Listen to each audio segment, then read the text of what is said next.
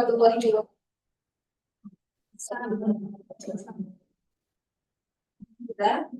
Kita panjatkan kehadiran Allah Subhanahu wa Ta'ala yang telah memberikan kita kesempatan untuk hadir dan yang insya Allah memberikan, dan juga salawat serta salam semoga selalu tercurahkan kepada Rasulullah Shallallahu Alaihi Wasallam, kepada keluarga, sahabat, dan juga umatnya sampai akhir. Nah, sebentar sekalian, pasti dari kita semua pernah merasakan lelah ya dengan peran-peran di kehidupan, baik sebagai individu, dalam keluarga, ataupun dalam pekerjaan. Nah, dalam kajian ini, capeknya dunia, tenangnya kemana? Insya Allah, kita bersama TKI belajar bersama menemukan tempat saling nyaman dan juga sumber kekuatan agar kita tetap kuat di dalam kehidupan. Nah, tadi sekilas sebelum kita mulai, izin mengingatkan adab dalam bermajelis ya, agar semakin bisa baik dalam bermajelis. Diharapkan ya, pertama yaitu berniat dalam hati untuk mengikuti kajian itu mendapatkan ridho dari Allah, dan juga berpakaian rapi, berwudu, dan juga biar meningkat ingatan kita bisa banget nih segala sambil dicatat ya, dan juga menyimak agar tetap fokus. Dan yang paling penting ya, salah satu manfaat dari kajian ini kan bersilaturahmi. Jadi tolong untuk dicolek atau disapa teman kanan kiri dan belakang. Oke, kita nggak boleh kalau disapa-sapa. Masya Allah, sudah kenal ya teman-teman. Jadi diharapkan dari kajian kita tidak hanya mendapatkan ilmu baru, tapi juga membawa pulang ketenangan. Ya Allah. Nah, selanjutnya izin sedikit mengenalkan ya tentang Sevina. Jadi acara ini diselenggarakan oleh Sevina, yaitu organisasi kemudian di DJ Sevian. Nah, tujuannya adalah kita untuk sebagai wadah ya untuk kita muslimah di ZZ untuk saling menguatkan, terutama menyeimbangkan peran di baik di dalam ranah pribadi, sosial maupun pekerjaan. Ya, intinya dapat circle yang nyaman dan tepat untuk tumbuh bukan cuma dalam pekerjaan tapi juga secara spiritual. Jadi untuk sister-sister di desa yang belum bergabung bisa banget untuk bergabung bersama Sevina, dan juga untuk teman-teman dari Kementerian juga, insya Allah kita juga punya kegiatan rutin ya seperti agenda kali ini. Jadi ke depan nanti pantengin terus IG-nya, nanti akan ada kajian-kajian menarik lainnya. Baik, dan untuk mulai acara biar semakin hikmah, kita baca tilawah. Ini adalah ayat anti galau, yaitu surat Arad ayat 28. Tapi sebelumnya kami memberi kesempatan pada sister semua yang ingin menjadi relawan untuk membaca bersama. Silahkan. Adakah yang berkenan membaca? Tidak panjang ya, hanya satu baris, tidak sampai satu halaman. Dan ada hadiah menarik juga. Apakah ada yang berkenan?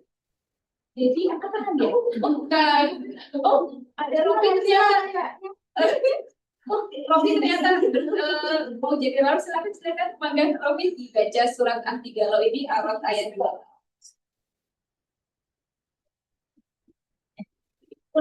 Silakan dibaca.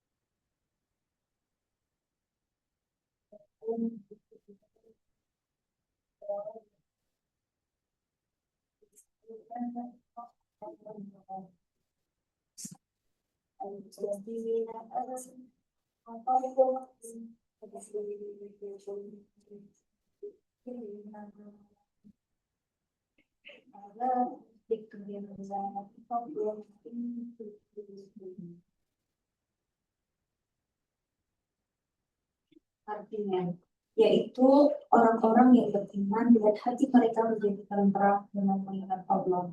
Ingatlah, hanya dengan mengingat Allah hati menjadi terang.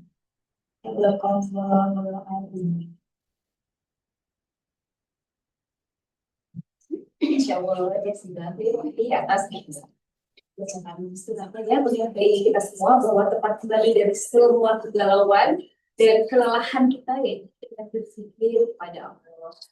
Nah, baik. Jadi ini ya untuk mengobati kegelisahan mungkin dan juga dalam hal yang kita semua kita telah hadir ya bersama kita Teh Calita Harman. Selamat dari Teh. Insya Allah. Jadi mungkin teman-teman sudah banyak yang mengikuti dan tahu ya tentang Teh Karin. Beliau ini adalah researcher ya, salah satu ekspertisnya itu di bidang work-life balance. Jadi sudah banget dengan kita semua yang berupaya menyeimbangkan antara kerja dan bagi sendiri. Nah, Teh Karin ini juga baru saja menyelesaikan tugas jadi sebagai tenaga dan ketenaga kerjaan.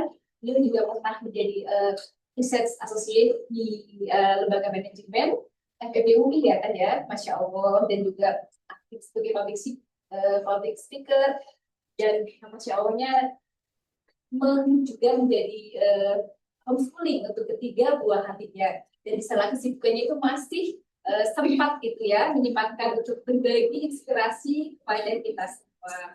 Nah, juga terkait pendidikannya kami juga Masya Allah ya menerima berbagai beasiswa. Satunya ada dari Bachelor of Commerce ya Teh dari Auckland University dan juga S2 Master of Business dari Monash University. Dan tentu saja mungkin langsung saja ya, teman-teman sudah penasaran semua. Jadi kepada Teh Karin kami persilakan untuk menyampaikan materi. Terima kasih Mbak Yanti. Ini kayak pertama kali ada yang menyampaikan biodata saya tanpa contekan.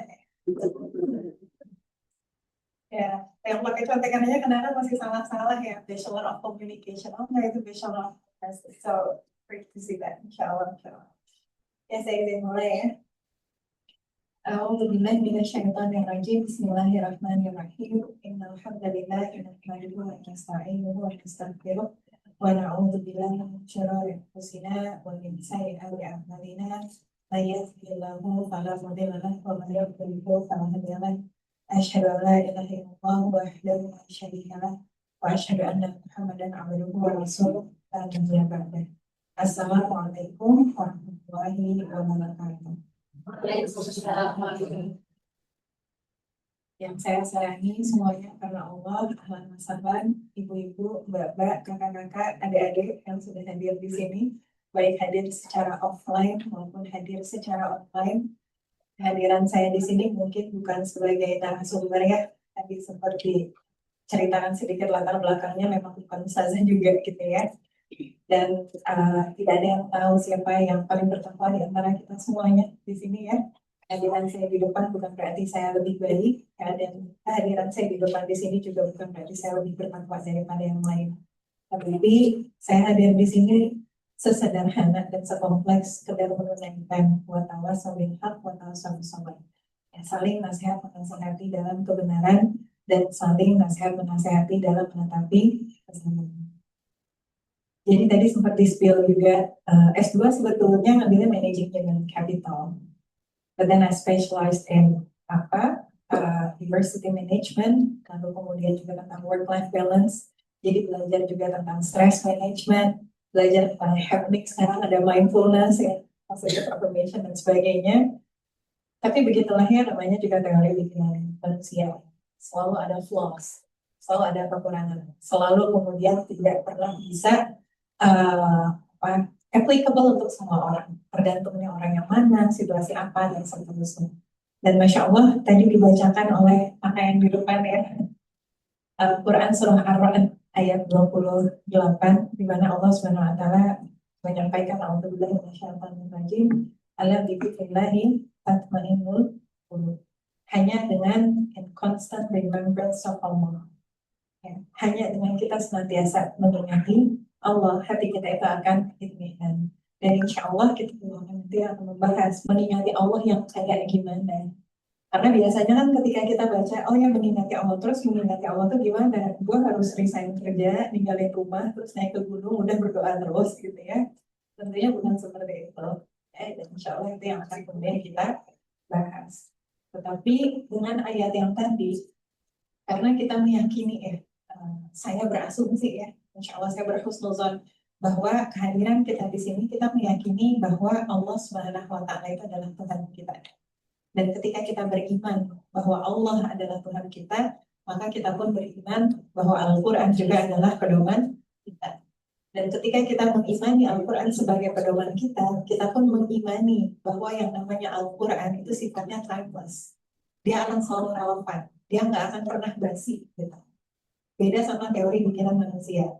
Kita kalau bikin riset misalnya, atau nulis journal articles, kita mau punya certain portions of the references yang kemudian dia harus ya mungkin paling nggak the latest 5 years lah, atau the latest 10 years. Tapi kalau Al-Quran, kata Allah SWT di dalam Quran Surah Al-Kahfi ayat pertama, segala puji bagi Allah yang tidak menjadikan Al-Quran ini, yang telah menurunkan Al-Quran ini dan tidak menjadikan Al-Quran itu bengkok. Artinya apa? Mau sampai ke generasi milenial, saya generasi milenial, di sini banyak Gen Z, ya.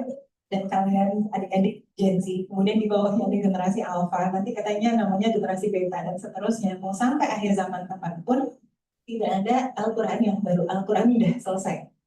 Dan Al-Quran akan selalu relevan. Al-Quran akan selalu menjadi pedoman. Beda dengan teori bikinan manusia yang tidak akan berubah. Dan itulah kenapa di sesi kita di siang hari ini, udah siang. Siang hari ini insya Allah saya akan coba mengupas ya beberapa ayat Al-Quran berkenaan tentang bagaimana caranya kita bisa menjemput tenang di tengah berbagai kelelahan kita, di tengah berbagai ujian kehidupan kita, di tengah berbagai dinamika kehidupan kita, insya Allah. Boleh? Salah satu yang pertama, dan ini yang penting banget untuk kita pahami. Ketika kita bicara tentang mengingati Allah, tadi kan keywordnya itu ya, mengingati Allah itu gimana, apa yang diingat. Nah, salah satu yang paling penting adalah mengingati bahwa Allah lah yang menciptakan kita, yang punya hak prerogatif atas kita. Dan Allah Subhanahu wa Ta'ala telah menetapkan di Quran Surah Al-Mulk ayat kedua. Kata Allah Subhanahu wa Ta'ala, "Alladzi khalaqal mauta wal hayata liyabluwakum ayyukum ahsanu amala." Dialah yang menciptakan mati dan hidup untuk menguji kamu. Siapa yang paling baik amal, siapa yang paling ahsan amalnya. Ada beberapa keyword di sini. Pertama, Allah mengukuhkan kedudukannya, yang menciptakan itu adalah Allah, bukan kita. Kalau yang menciptakan adalah Allah, berarti yang harusnya ngatur siapa? Allah, bukan kita. Di situ saja, kadang-kadang manusia sudah salah.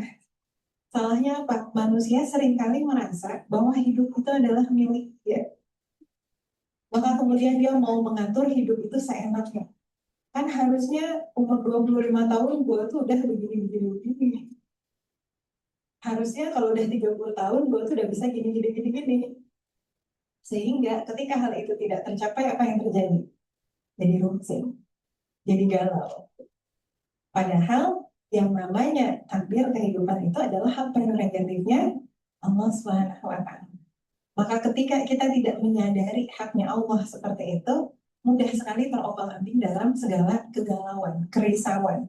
Kenapa? Karena ada sekian banyak hal dalam kehidupan kita yang nggak bisa kita atur.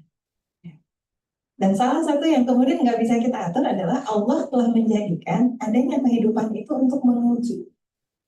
Life is indeed test. Hakikat dari kehidupan kita sendiri itu adalah ujian.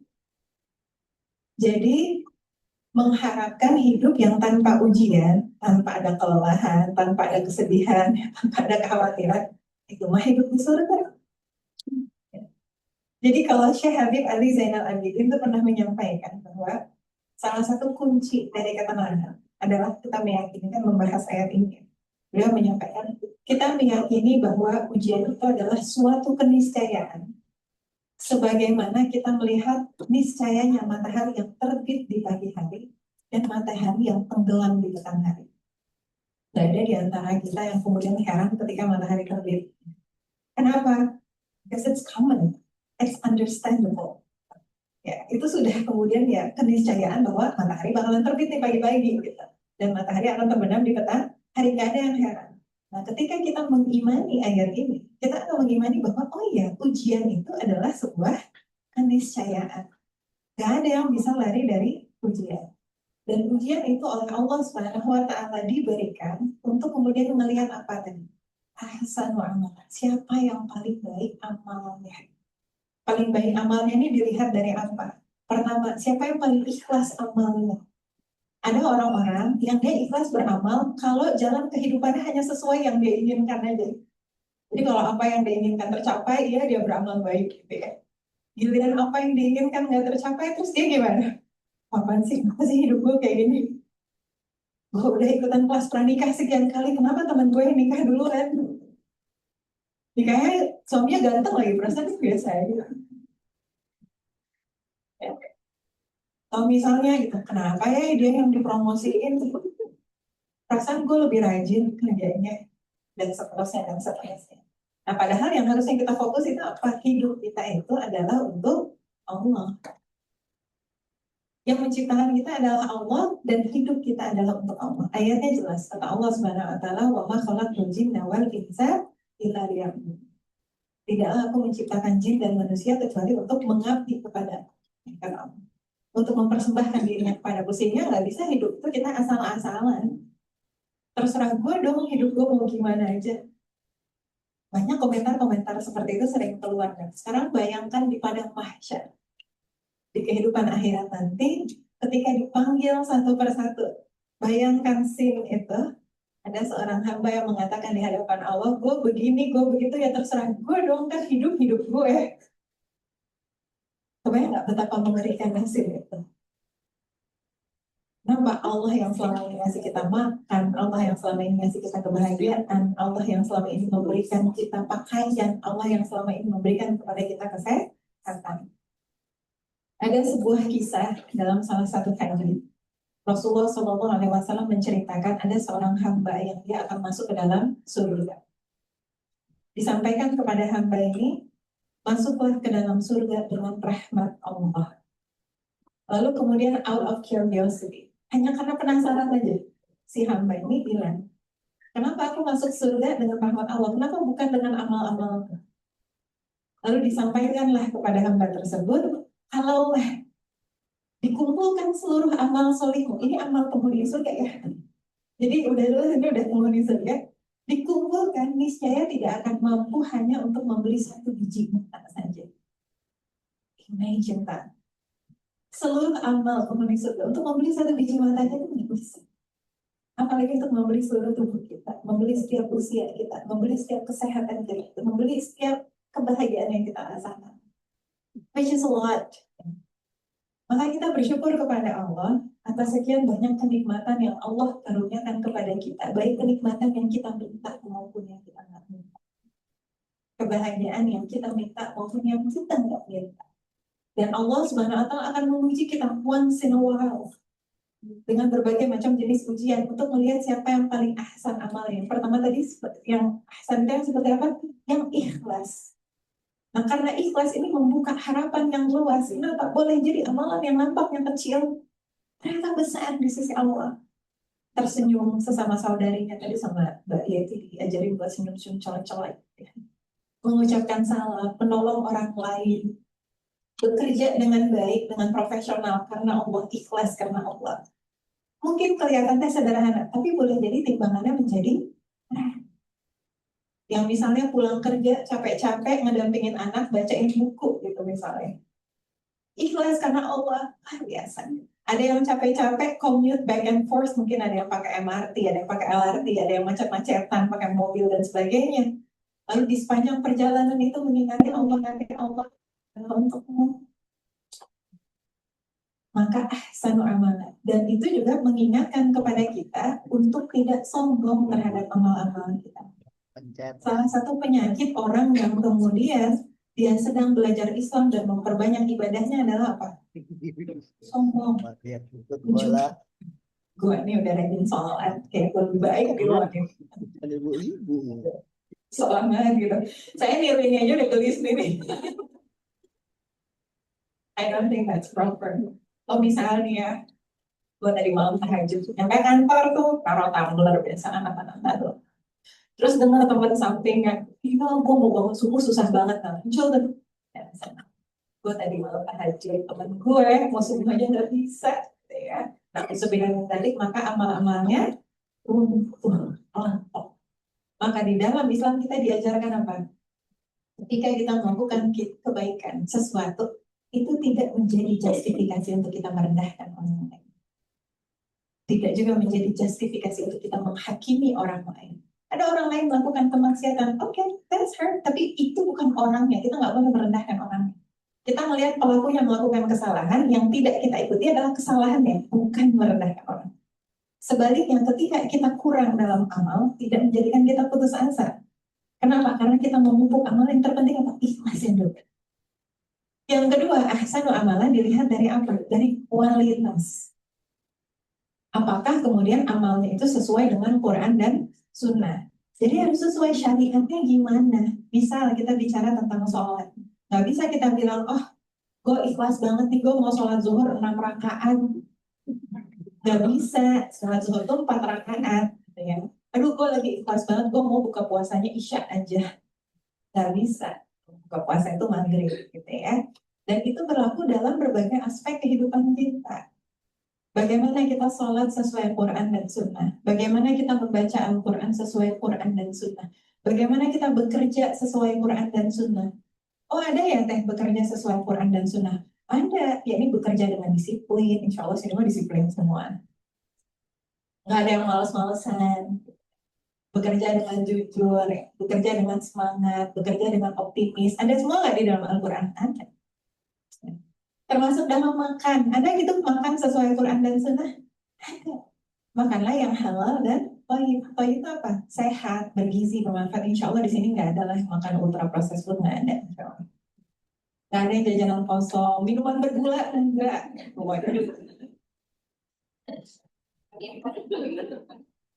I'm so sorry to say this. Well, coffee is healthy. Tapi coffee with caramel and sugar and everything, I don't know about that. Jadi termasuk juga untuk kita mengelola rutinitas kehidupan kita. Diatur sama mukmin yang kuat lebih dicintai dari mukmin yang lemah. Insya Allah di sini rajin workout semua. Allahu Akbar. Jadi kualitas itu juga penting ya. Bagaimana kita kemudian menjadi istri-istri yang baik, menjadi anak-anak yang baik, menjadi ibu-ibu yang baik, menjadi karyawan-karyawan yang baik, menjadi pemimpin-pemimpin yang baik. Yang ketiga, ahsanu amala juga adalah apa? Kuantitasnya. Jadi bukan hanya kualitasnya yang bagus, tapi kuantitasnya juga dioptimalkan. Nah ini, kuantitas itu mastata'tum bahasa Al-Qurannya, semampu kita. Kuantitas semampu kita tuh misalnya gini, ada orang yang kemudian dia bisa workout itu 1 jam, misalnya, memisal aja. Ada yang bisanya 20 menit, it's okay, just do the 20 minutes. Lakukan 20 menit. Ada yang kemudian rumahnya dekat di apartemen sekitaran sini, misal. Sehingga ketika selesai kerja, dia pulang ke apartemennya, dia bisa spending time sama anaknya 2 jam full. Ada yang kemudian harus tadi commute, back and forth, sehingga mungkin ketemu sama anaknya 30 menit setiap hari. It's okay, tapi jadikan si 30 menit itu berkualitas. Ada orang baru hijrah, dia bisa baca Al-Quran 1 halaman sehari. Ikhlas, lakukan yang terbaik. Ada orang yang sudah sekian lama hijrah, dia bisa baca Al-Quran 1 juz sehari. Oke, lakukan yang terbaik. Nanti berprogres ya, bertahap, berperingkat, dan berkesinambungan. Yang jelas kita memberikan yang semampu kita tadi. Sehingga nggak cukup dengan hanya kualitas, tapi juga ingin menjaga kuantitas. Salah satu tolak ukurnya apa? Meninggalkan perbuatan sia-sia. Itu kalau kita mau tahu sejauh mana kita optimal atau enggak. Jadi contoh misalnya, banyak orang yang bilang gini, aduh saya nggak punya waktu buat baca Al-Quran, gitu ya. Padahal baca Al-Quran itu kan sebentar ya. Nah, salah satu cara mengevaluasinya adalah beneran nggak nih nggak bisa baca Al-Quran. Kita cek aja. Untuk baca 1 halaman Al-Quran itu 5-10 menit. Nah, Instagram kita berapa menit? Ya. Atau misalnya, saya nggak punya waktu untuk kemudian belajar tentang Islam. Misalnya, at least dengerin kajian gitu. Kajian sekarang banyak banget. Mau denger yang versi Umar Sulaiman kah? Dr. Haifa Yunus kah? Mau denger yang versi Yakin Institute yang lain kah? Dan sebagainya gitu ya. Opsinya ada banyak banget. 1 jam aja. Nah, kita cara ngeceknya gini, kita udah melakukan yang terbaik belum? Kita tanyain, kalau saya nggak punya waktu 1 jam aja buat dengerin kajian, buat drakor punya nggak? Buat Netflix punya nggak? Takutnya ya masalah dengan kuantitas itu bukan masalah dengan hawa, bukan masalah dengan waktu, tapi masalahnya adalah hawa nafsu, gitu ya. Atau misalnya kayak tahajud, ya. Tahajud itu nggak bisa karena memang waktunya nggak ada atau karena memang males aja. Insya Allah saya nggak pernah yang nemuin ada orang yang kemudian datang ke kantor, sakit badan gue, kenapa kebanyakan tahajud gue. Nggak pernah. Maka mungkin bisa kita alokasikan sebetulnya waktunya gitu. Kita punya target misal 5 halaman Al-Quran gitu ya, bagi yang sudah lancar bacanya misalnya 5 halaman. Setiap kali waktu sholat 1 halaman, 1 halaman, 1 halaman, 1 halaman, 1 halaman. Visible? Visible, insya Allah. Ya. Jadi tadi 4 ahsanul amalah tadi ya. Jadi ikhlas, kuantitasnya bagus. Yang keempat ahsanul amalah juga adalah the best response. Respon terbaik. Respon terbaik terhadap apa? Akhlak sebetulnya ya. Akhlak kepada manusia, akhlak kepada Allah Subhanahu wa taala terhadap setiap ujian kehidupan kita. Dan ini yang kadang-kadang manusia luput. Ngebayangin Islam itu cuma ngurusin tentang sholat, tilawah, haji, puasa. Padahal Islam itu sangat-sangat berhubungan dengan apa? Mental well-being. Jauh sebelum istilah mental health itu ada, di dalam Islam ada istilah namanya tazkiyatun nafs, penyucian jiwa. Islam mengajarkan kita untuk tenang.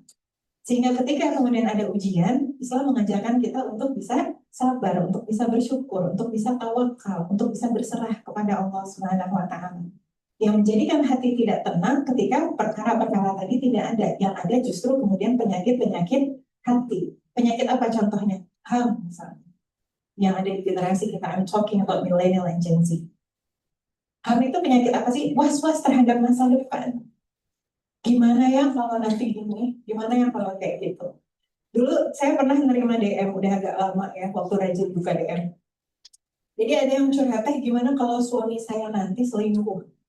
Saya tanya, udah berapa lama nikah? Enggak sih, saya belum nikah. But this is true story.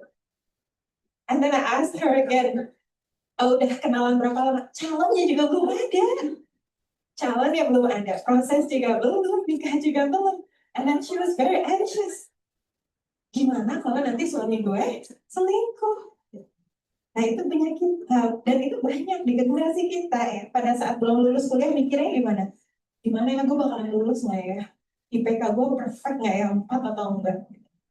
Begitu udah lulus, aduh gue bakalan dapet kerja nggak ya? Udah dapet kerja, gue bakalan dapet jodoh nggak ya? Udah nikah, gue bakalan punya anak nggak ya? Udah punya anak, nanti anak gue sekolah di mana ya? Sekarang sekolah International Islamic School, Cambridge, IB, ini sekali masuk 300 juta. Gimana nih, gue bakal punya rumah nggak ya? Gue bakal gini nggak ya? Gue banyak banget. Nah padahal kalau kita mengingati Allah Subhanahu wa taala, kita akan bertanya setiap kali ham itu datang. Kita ingat sama Allah, kita tanya, kita ini manusia yang bertuhan atau tidak? Karena kita lupa, kita ini manusia yang bertuhan atau tidak. Kalau kita bertuhan, Tuhan kita itu siapa? Allah Tuhan kita. Allah itu siapa? Allah itu adalah Rob, Maha menjaga, Maha memastikan semuanya akan baik-baik saja, Maha mengatur segalanya. Yang sering kali membuat kita tenang karena kita lupa ada Allah yang menjaga kita. Yang menjadikan kita nggak tenang karena kita bergantung kepada diri kita sendiri. Yang kita lihat di depan cermin apa? Kekurangan kita, keterbatasan kita, ketidaktahuan kita. Iya, kalau kita bergantung sama diri kita sendiri, kita mau bisa apa? Makanya kita punya Tuhan. Makanya kita punya Allah. Dan Allah itu Ar-Rahman, Ar-Rahim. Maha pengasih, maha penyayang. Allah sebagai Ar-Rahman dan Ar-Rahim itu menyayangi kita bahkan lebih dari diri kita menyayangi diri kita sendiri. Kadang-kadang kita mengambil keputusan yang menjerumuskan diri kita. Allah nggak begitu.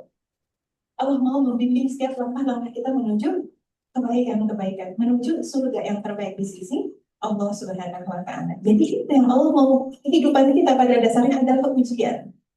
Life is indeed a test that we cannot escape. Kita nggak bisa kabur. Mau kabur kemana? Kapadokia, itu punya Allah juga diuji juga. Sehingga apapun keputusan yang kita ambil akan diuji juga anyway. Kayak tahun lalu ada Gen Z yang kemudian curhat sama Teteh, seorang muslimah masih muda gitu. Dia bilang, kenapa ya semenjak saya menikah tuh banyak banget ujiannya. Well, guess what? Actually, whether you chose to be married or not, you'll get tested anyway. Misalnya isu child free yang 2 tahun lalu sempat rame, yang kemudian gue nggak mau punya anak, soalnya takut nanti bakalan ada beban ini, beban itu, dan sebagainya. Guess what? You'll get tested anyway. Di Quran surah Al-Baqarah 155, Allah Subhanahu wa Ta'ala menyampaikan yang artinya, dan kami pasti walina beluanakum, pasti akan menguji kamu dengan sedikit ketakutan, sedikit kelaparan, sedikit kekurangan harta, sedikit kekurangan jiwa, sedikit kekurangan buah-buahan. Kalau pasti, maka itu definite. Pasti akan diuji, apapun pilihan kehidupan kita. Ya udah deh, kalau memang udah pasti bakalan diuji, gue hidup asal-asalan aja. Nah, ada bedanya. Akan berbeda antara orang yang diuji di jalan ketaatan dengan orang yang diuji di jalan kemaksiatan. Akan berbeda antara orang yang diuji di jalan takwa dengan yang diuji di jalan dosa. Apa bedanya? Orang-orang yang diuji di jalan ketaatan, dia ngambil nih jalan ketaatan. Ya. Kayak misalnya ada yang, ini beneran ya, true story. Jadi kalau Teteh cerita contoh, that's true stories. Jadi dia nanya, Teh boleh nggak sih Teh? Gue nggak mau beriman-beriman banget, soalnya gue takut ujiannya makin berat. Karena memang ada hadisnya, ya, ujian itu sesuai dengan kadar keimanan. The thing is, semakin kita beriman, hati kita semakin dilapangkan. Ya. Karena Allah Subhanahu wa Ta'ala menyampaikan, alam nashrah laka sadrak wa wada'na anka wizrak. Bukankah telah kami lapangkan bagimu dadamu dan telah kami ringankan beban yang ada di atas pundakmu. Maka tubuh boleh lelah, tapi hatinya lapang. Ujiannya boleh terlihat banyak, tapi hatinya ringan. Kenapa? Karena Allah yang lapangkan. Sekarang, yakin nggak bahwa hati itu digenggam sama Allah? Atau merasa hati itu dikuasai sama diri sendiri? Ketika kita yakin bahwa dia digenggam sama Allah Subhanahu wa Ta'ala, maka kita mau memilih jalan taat. Kenapa? Lebih baik saya menyerahkan hati ini digenggam oleh Allah daripada saya pegang sendiri. Sementara bagi mereka yang di jalan dosa, di jalan maksiat, boleh jadi ujiannya kecil, tapi hati yang sempit. Bahkan kadang-kadang ujiannya adalah kenikmatan. Kan ada ya ujian kenikmatan. Semuanya, everything seems easy. Ya, semuanya dikasih-kasih, tapi and then life feels flat. Kehidupan tuh kayaknya flat banget gitu, nggak ada nuansa kebahagiaan, yang nggak ada apa, pokoknya galau aja nggak jelas gitu. Ya misalnya ada yang pernah curhat ke Teteh, gajinya udah hampir 100 juta sebulan, udah punya rumah, udah punya anak, udah punya suami, udah ngasih rumah ke ibunya juga dan sebagainya, lalu kemudian nelfon nangis-nangis dan kemudian bilang, kenapa ya gue masih galau juga, gue nggak tahu apa yang gue cari. Kenapa? Karena kehilangan meaning di dalam hidup-hidup itu adalah untuk Allah. Maka boleh jadi tadi semuanya akan diuji, tapi orang-orang yang diuji di jalan ketaatan, maka dia akan dilapangkan hati. Tapi kalau diujinya di jalan kemaksiatan, sempit kan hatinya tadi. Dan bukan hanya itu saja, di ayat ini Allah Subhanahu wa Ta'ala janji, kalaupun diuji, ujiannya cuma sedikit, maka di situ dibo. Bahasa Al-Qur'annya walina beluakum bisyai, sedikit aja. Artinya apa sih? Dari sekian banyak ketakutan yang kita miliki, masing-masing dari kita punya ketakutan sendiri-sendiri. Dari sekian banyak ketakutan yang kita miliki, Allah cuma timpakan sedikit. Dari sekian banyak harta yang Allah karuniakan kepada kita, Allah cuma ambil sedikit. Dari sekian banyak hasil yang kita upayakan, kekurangan buah-buahan itu kekurangan hasil. Jadi kayak kita udah berusaha nih jungkir balik, hasilnya nggak sesuai harapan kita. Nah itu ujian dari Allah. Evaluasi ya tetap, tapi kemudian juga kita ridho, oh ini bagian dari ujian dari Allah. Dari sekian banyak hasil yang kita tujukan, yang Allah ujikan hanya sedikit. Coba bayangkan kalaulah, na'udzubillah min dzalik, semua ketakutan dalam kehidupan kita terjadi. Dan itu bisa nggak? Bisa, udah bagi Allah. Tapi Allah nggak timpakan itu buat kita. Allah sayang sama kita. Dan itu pun untuk setiap ujian yang Allah Subhanahu wa Ta'ala karuniakan tadi, ada balasannya. Apa balasannya? Di dalam salah satu hadis sahih, Allah Subhanahu Rasulullah SAW menyampaikan, tidaklah seorang muslim tertimpa suatu kelelahan. Look how beautiful it is. Kelelahan, atau penyakit, atau kekhawatiran, atau kesedihan, atau gangguan, bahkan duri yang kemudian menusuk ke jari kita, melukainya, melainkan Allah akan menghapuskan kesalahan-kesalahannya. Jadi setiap kelelahan kita tuh jadi penggugur dosa. Setiap kekhawatiran kita menjadi penggugur dosa. Setiap kesedihan kita menjadi penggugur dosa. Apalagi ketika kita mau mengoptimalkan peranan-peranan kita di berbagai peranan kehidupan kita. karena ini adalah kajian DJSEF gitu ya, maka saya berasumsi kan di sini kan bekerja ya, perempuan bekerja. Mau optimal sebagai perempuan bekerja, tapi optimal juga sebagai istri, optimal juga sebagai ibu, akan ada nggak kelelahannya? Akan ada. Karena kita mau optimal, kehidupan kita memang tentang mengumpulkan pahala, tentang menggapai keridhaan Allah Subhanahu wa Ta'ala. Kita nggak sama orang-orang yang opang-opang kaki. Bahasa Al-Quran yang di dalam Quran Surah Al-Hasyr tidak sama antara penghuni surga dengan penghuni neraka. Nggak sama orang yang mengoptimalkan kehidupan untuk beramal soleh dengan orang yang opang-opang kaki. Jadi bisa nggak sih kita optimal di tiga-tiganya, walaupun sekarang kita temanya bukan work-life balance, ya, kapan-kapan insya Allah. Bisa nggak optimal dalam pekerjaan, istri, dan keluarga? Insya Allah bisa. Ibadah juga insya Allah bisa. Tapi salah satu keywordnya apa? Kata musyrifahnya Teteh, musyrifah itu yang menerima setoran hafalannya. Ustazah Lana Salikah, beliau nah itu Ustazah beneran. Ustazah Lana Salikah menyampaikan ini, Karin, kalau mau amal-amal kita optimal, kalau mau pahala-pahala kita optimal, bukan amanah yang dikurangi, tapi perjuangan yang ditambah. Kita mau semuanya optimal, insya Allah bisa, tapi perjuangan harus tambah. Harus bersungguh-sungguh. And this is different with hustle culture. Beda dengan hustle culture. Karena di dalam Islam boundariesnya nanti jelas. Tapi yang jelas adalah kelelahan itu adalah outcome dari amal. Tinggal nanti bagaimana kita mengelola kelelahan, jangan sampai menzalimi diri sendiri. Jangan sampai jadi sakit-sakitan, jangan sampai kemudian jadi begini, begitu, dan sebagainya. Makanya tadi ahsanu amala dalam berbagai aspek kehidupan. Gitu ya. Dan bukan hanya itu, ada pahala tambahan, kata Allah. Wabashiris sholihin. Beritakanlah kabar gembira kepada orang-orang yang sabar. Orang-orang yang sabar itu siapa? Di ayat berikutnya disampaikan, yakni orang-orang yang ketika mereka ditimpa musibah, mereka mengucapkan inna lillahi wa inna ilaihi raji'un. Sesungguhnya segala sesuatu itu adalah milik Allah, dan hanya kepada Allah kami akan kembali.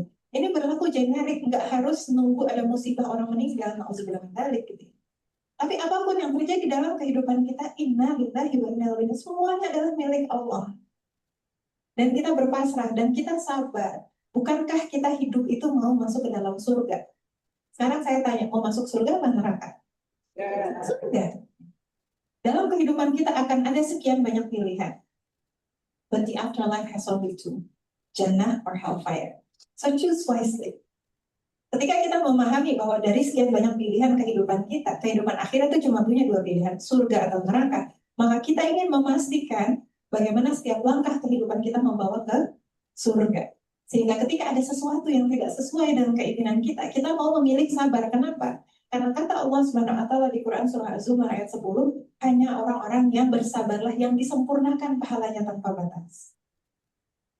Apa tafsir ayat itu? Disampaikan bahwa orang-orang yang bersabar, bahkan ketika tidak melakukan sesuatu, she's just being patient, sabar.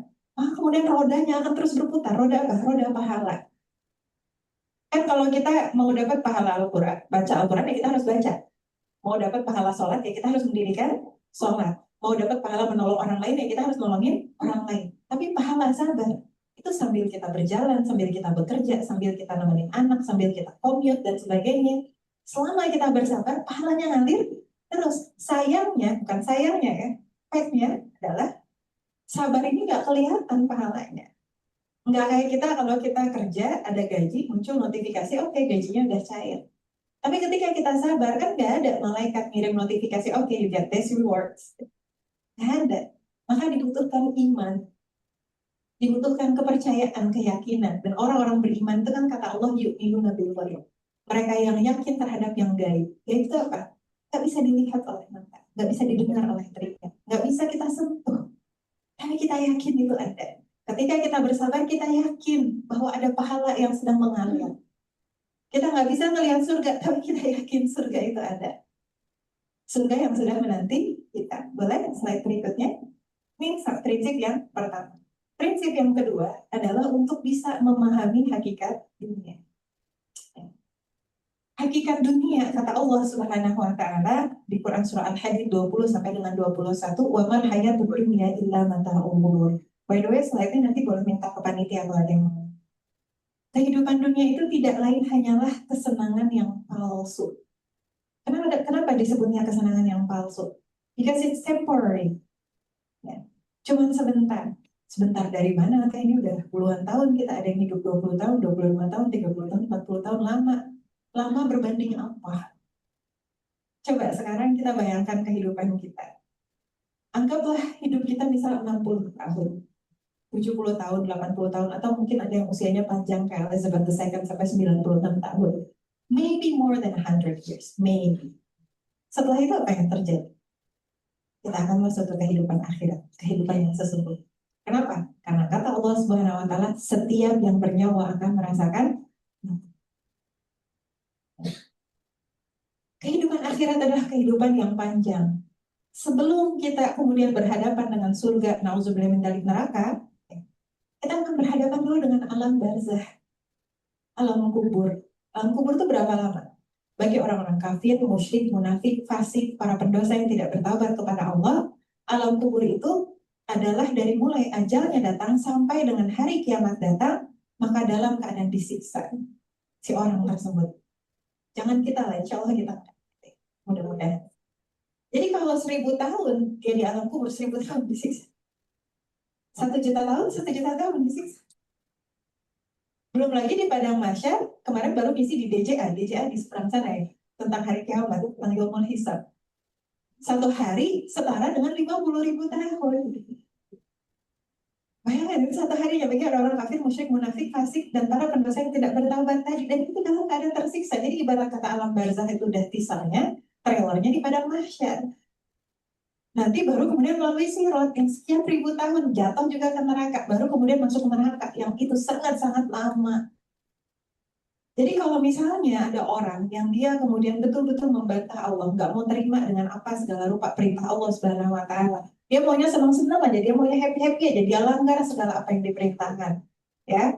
Lalu kemudian dia jalani apa yang dilarang. Oke, dia senang-senangnya berapa lama? Let's say 100 tahun. Dibandingkan dengan 1 juta tahun, 1 triliun tahun, bahkan dengan waktu yang unlimited, infinity kan, ya nggak terbatas. Gimana? Worth it nggak? It's not even comparable. Tapi sebaliknya bagi orang-orang beriman yang dia taat sama Allah Subhanahu Wa Taala, dia tahu bahwa kehidupan dunia ini menipu, cuma sebentar. Ada kehidupan surga yang kekal, yang bahkan pada saat di alam barzah saja itu masa kuburnya dipersingkat oleh Allah Subhanahu Wa Taala. Kok bisa teh? Iya, karena Allah Subhanahu Wa Taala Maha Kuasa. Bagi orang-orang beriman kerasanya lebih singkat, ya. Dan dilapangkan bak taman surga, dikasih dipan dari surga, ditiupkan angin dari surga. Hadisnya sahih. Hari itu nyata adanya, walaupun kita belum lihat sekarang. Belum lagi di padang mahsyar. Kalau yang tadi 1 hari setara 50.000 tahun, yang ini kemudian hadis sahihnya seperti dari zuhur ke asar. Seperti dari waktu matahari mau terbenam sampai betul-betul terbenam cuma sebentar. Bahkan di dalam salah satu hadis sahih Allah jadikan yaumul hisab itu gimana? Ringan bagi orang-orang beriman sebagaimana ringan yang mereka dulu sholat 5 waktu. Bayangkan. Buat kita yang kemudian insya Allah bismillah, bifadlillah, Allah mudahkan. Sholat 5 waktu itu udah, it's just part of a routine. Just like eating, you need to do your prayer. Sama kayak kita makan ya, kita makan, udah kebutuhan kita. Maka di hari akhir juga akan dimudahkan.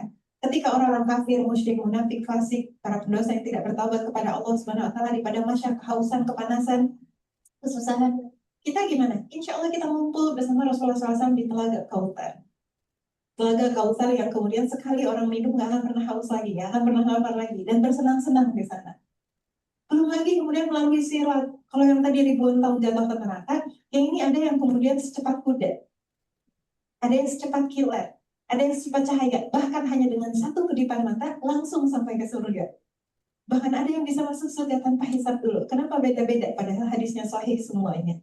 Tergantung amal. Belum lagi di surga yang selama-lamanya. Surga yang kemudian akan menjadikan siapapun yang menghuninya akan ridho. Ridho itu apa sih? Udah nggak ada apa-apa lagi. Yang diinginkan semuanya sudah dikasih sama Allah Subhanahu Wa Taala. Tidak ada lagi kelelahan di sana. Tidak ada lagi kesedihan di sana. Bahkan di dalam salah satu hadis Rasulullah SAW, hadis yang disampaikan oleh Syekh Umar Sulaiman, bagus banget. It's about Jannah series kalau mau cari ya di Yakin Institute yang ada di Texas, UK, US. Nah, bisa cek itu Jannah series, bagus banget. Salah satu kisah yang beliau sampaikan, ini ketika Allah SWT menciptakan surga. Allah SWT memerintahkan kepada surga, beautify yourself, perindah dirimu. That's day one. Itu hari pertama. The next day, Allah Subhanahu wa Ta'ala memerintahkan lagi kepada surga, beautify yourself, berindah dirimu. Besoknya lagi sama Allah Subhanahu wa Ta'ala diperintahkan lagi, beautify yourself. Pokoknya setiap hari, since the very beginning of Jannah creation, si surga itu senantiasa memperindah dirinya untuk siapa? Untuk kita. Dalam salah satu hadis sahih bahkan disampaikan, kata Rasulullah SAW, setiap hambanya Allah itu sudah punya petak di surga. Makanya bahasa Al-Qur'annya adalah apa? Orang-orang yang melakukan kemaksiatan, kata Allah, dia menukar surganya dengan dunia. Surganya udah punya nih. Lo ambil aja deh surga gue pengennya dunia aja.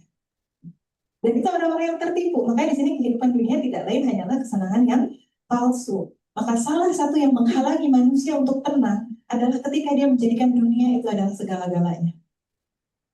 Sehingga ketika merasa kehilangan dunia, seakan-akan dunianya runtuh. Padahal ketika dia kehilangan dunia, kehilangan tuh kayak gak ada apa-apa yang kehilangan. Ibarat kata kayak orang punya 2 dompet. Satu dompet isi 10 juta. Satu dompet isi 1.000. Tiba-tiba pencopet lewat, diambillah dompet yang isi 1.000. Sedih nggak? Enggak. Mungkin kita kasihan sama babang copetnya, bang sini, lo mau butuh makan, gue kasih. 1.000 sekarang tukang parkir aja udah gak mau. Kenapa kemudian kita menganggap si 1.000 tadi nggak bikin kita sedih? Because we still have the 10 million. Masih punya yang 10 juta. Begitulah perspektif seorang muslim. Seharusnya memandang dunia ini gak ada harganya. Kata Rasulullah SAW apa? Dunia ini lebih rendah dibandingkan bangkai keledai. Jadi ada bangkai keledai yang busuk. Dunia itu lebih rendah dari bangkai keledai tadi, kata Rasulullah SAW. Di hadis sahih yang lain disampaikan dunia itu lebih rendah dari 11 sayap nyamuk. Atau terjemahan yang lain 11 sayap lalat, yang manapun itu. Bayangin aja sayap lalat, sayap nyamuk. Nggak ada di antara kita ada nyamuk lewat, kita tangkap terus kita simpen si sayapnya. Karena berharga. Nggak ada, kita buang langsung. Kenapa? Because it's meaningless. Nggak ada artinya. Begitulah kita ketika kita memahami dunia itu kesenangan yang menipu. Tapi dunia akan menjadi berharga ketika kita isi dengan amal soleh. Itu yang menjadi keinginan kita. Kenapa? Karena suatu hari, one day will die. Dan itu yang kemudian harus kita ingat setiap hari. Ketika ada hal-hal dalam kehidupan kita yang kita rasa benar, kita ingatin sama diri kita, oh ya ini cuman sebentar. Boleh? Slide berikutnya.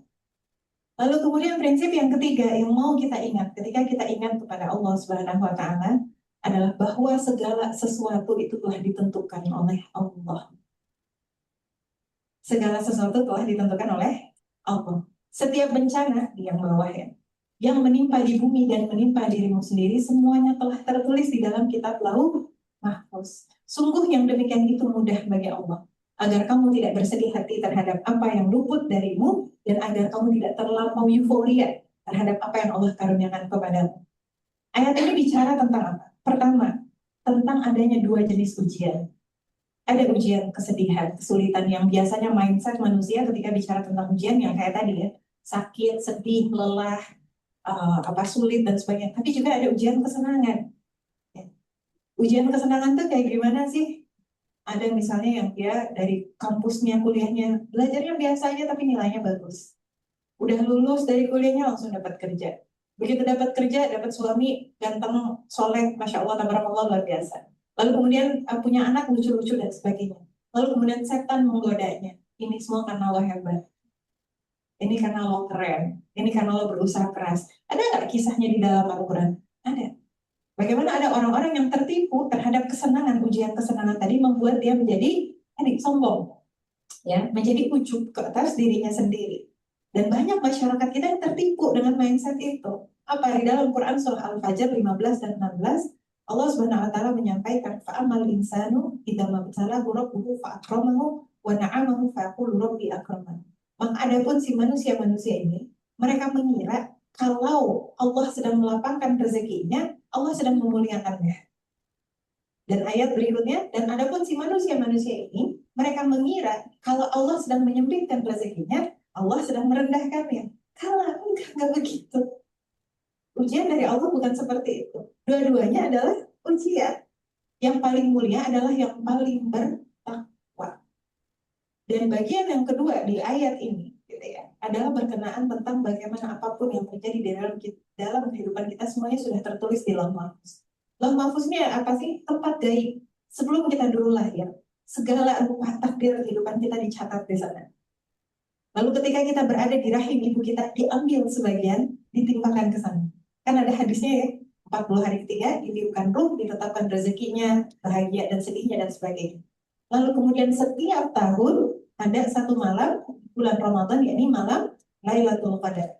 Yang di malam itu ditetapkan takdir tahunan.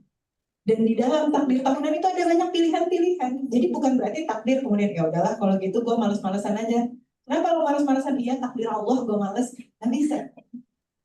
Karena oleh Allah Subhanahu wa taala udah disampaikan. Fa'alhamaha ujuraha wa taqwaha. Bagian dari takdir Allah Subhanahu wa taala, ya. Bagian dari takdir Allah Subhanahu wa taala adalah kita punya pilihan. Ya. Tadi ya, diilhamkan kepada manusia itu dua jalan. Ada jalan takwa, ada jalan ujur. Artinya apa? Ada konsekuensi untuk setiap pilihan yang kita ambil.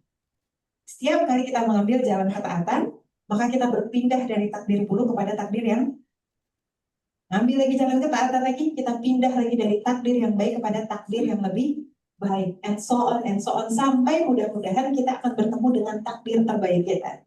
Dan takdir terbaik kita itulah yang akan membawa kepada surganya Allah Subhanahu wa taala. Maka it's good to have a life plan. Bagus bagi kita untuk punya rencana hidup.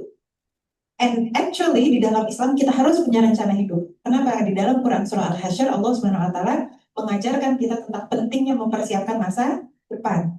Khususnya adalah masa akhirat, tapi juga masa depan kehidupan kita gimana caranya sampai kepada akhirat, gitu ya. Tapi kemudian bagian dari life plan tadi adalah kita melibatkan Allah Subhanahu wa taala. Di mana kalaulah kemudian tidak tercapai, kita nggak boleh suudzon sama Allah. Nggak boleh buruk sangka sama Allah. Ada yang punya rencana nikah di usia 27 tahun. Ternyata belum tercapai. It's okay. It's part of Allah's plan. Yang terpenting apa? Kita berusaha. Mensolehkan diri kita, memperbaiki diri kita, mencari calon pasangan dengan jalan yang syar'i dan sebagainya. Kita berdoa kepada Allah Subhanahu wa taala. Ada yang punya planning buat daftar beasiswa S2 misalnya di usia 30 tahun. Ternyata belum tercapai. Ya udah, kita coba lagi mungkin probably the year after. Ada yang punya plan begini begitu dan sebagainya. Nah, ketika kita memahami konsep takdir yang tadi ya qada dan qadar tadi, maka seharusnya insya Allah kehidupan kita akan tenang sekalipun jiwanya tadi mungkin banyak ujian-ujiannya. Kenapa? Karena percaya sama Allah. Kadang-kadang yang menjadikan kita tidak tenang adalah karena kita yang bikin standar-standar baru di TikTok, di Instagram. Untuk sukses usia 25 tahun lo harus punya.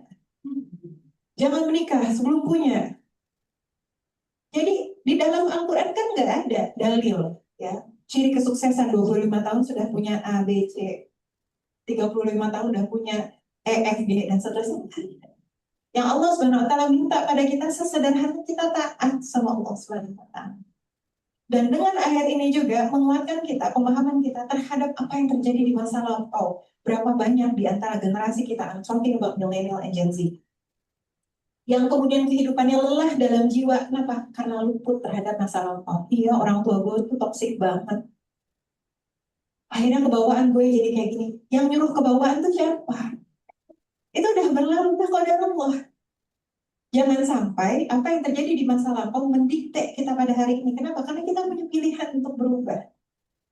Kita suka ngisi parenting, saya juga suka ngisi parenting. Banyak banget ibu-ibu yang kemudian bilang, iya saya suka marah-marah soalnya dulu orang tua saya sih marah-marah. Padahal kita nggak bisa bilang di padang mahsyar, ya Allah gue dulu marah-marah soalnya bukan nyokap gue. Nggak bisa. Ada mental illness itu real ya. Jadi tapi kalau mau diagnosa sama profesional. Jangan sampai nanti kayak misalnya ada yang curhat kata, iya teh saya tuh kayaknya kena mental illness, depression dan sebagainya. Tahu dari mana? Iya tuh ikutan tes yang di YouTube itu. Nggak bisa, postingan di Instagram, di YouTube, dan sebagainya itu nggak akan sama dengan diagnosa dari profesional. Jadi kalau misalnya nih ada pengaruh dari luka pengasuhan masa kecil, toxic parent, atau bullying, dan sebagainya, seek for professional help so you can get well diagnosed. Nggak akan sama diagnosa 15 menit YouTube, sama diagnosa profesional yang sudah belajar 4 tahun psikologi, 1 tahun praktek ini, itu, dan sebagainya, atau bahkan psychiatric sekalipun. Ya. Kapan kita tahu harus nyari professional help? Nah ini Teteh pernah nanya ke Profesor Rania Awad. Jadi Profesor Rania Awad ini, beliau 10 tahun belajar fikih, sudah punya ijazah fikih, lalu kemudian beliau adalah medical doctor, lalu kemudian ngambil psychiatry, subspesialis Islamic psychiatry, dan sekarang profesor di Stanford University. So she has both, ya, Syaikha and professor.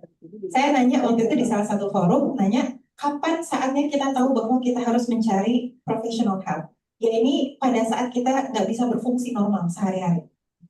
Like we cannot function, then you need to seek professional help. Tapi di luar dari itu, maka maafkanlah orang tua. Gimana mau maafin orang tua? Dia aja nyadar dia salah enggak, minta maaf juga enggak, ngapain gue maafin? Balikin lagi, hidup kita tadi untuk apa? Allah, untuk masuk ke dalam surga. Tidaklah seseorang memaafkan kecuali akan dimuliakan. Lelah nggak sih untuk menyimpan rasa dendam itu? Menyimpan berbagai macam ganjalan hidup sekarang. Apa keuntungan menyimpan rasa tadi tidak memaafkan kepada orang tua? Tidak ada. Dan berlaku juga tentang urusan-urusan lain dalam urusan sehari-hari misalnya. Untuk kesel sama rekan, hasad, iri hati, dan sebagainya. Balikin lagi pada konsep qada dan qadar. Itu insya Allah akan sangat-sangat menenangkan kehidupan kita. Karena apa? Everything happens for a reason. Semuanya sudah dengan kehendak Allah. Dan kita ingat bahwa Allah itu Al-Alim, Al-Hakim. Maha mengetahui, maha bijaksana. Jadi kalau Allah yang maha mengetahui, maha bijaksana sudah menetapkan satu hal atas kita, kita percaya kepada Allah Subhanahu wa Ta'ala. Kalau kita nggak percaya, emang kita siapa? Ya, boleh? Slide berikutnya. Yang berikutnya adalah yang prinsip keempat yang harus kita pahami untuk supaya kita bisa tenang adalah meyakini apapun yang Allah Subhanahu wa Ta'ala ujikan kepada kita. Kata Allah Subhanahu wa Ta'ala, la yukallifullahu nafsan illa wus'aha. Allah tidak akan membebani seseorang melainkan sesuai dengan kesanggupannya. Apa yang bikin biasanya orang jadi takut banget? Jadi nggak tenang banget. Karena dia udah kebayang-bayang, gimana kalau nanti gue nggak bisa?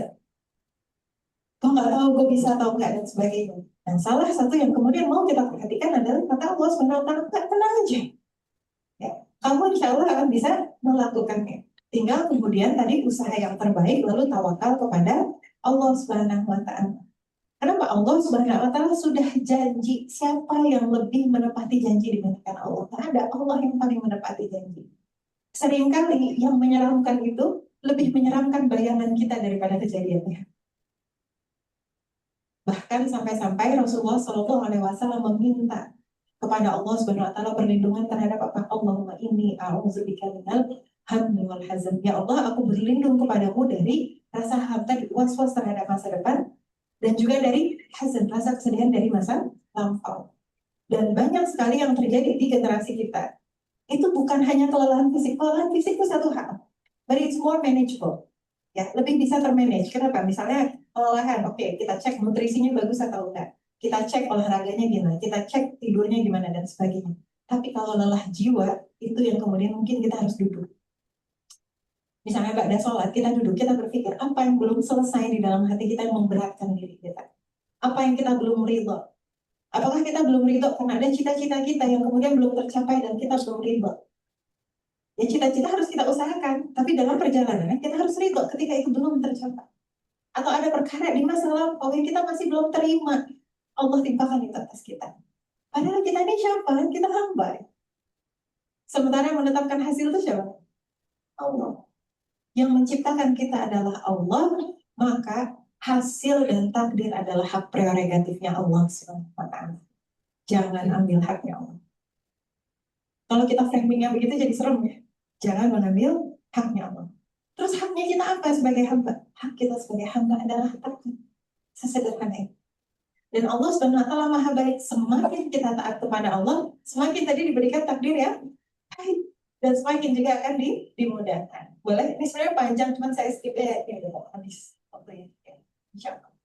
Tapi kadang-kadang yang membuat sangat-sangat lelah jiwa itu adalah ketika berhadapan dengan ujian yang itu merupakan konsekuensi dari kesalahan. Berapa banyak orang yang kemudian hidupnya jadi runyam karena keputusan yang salah.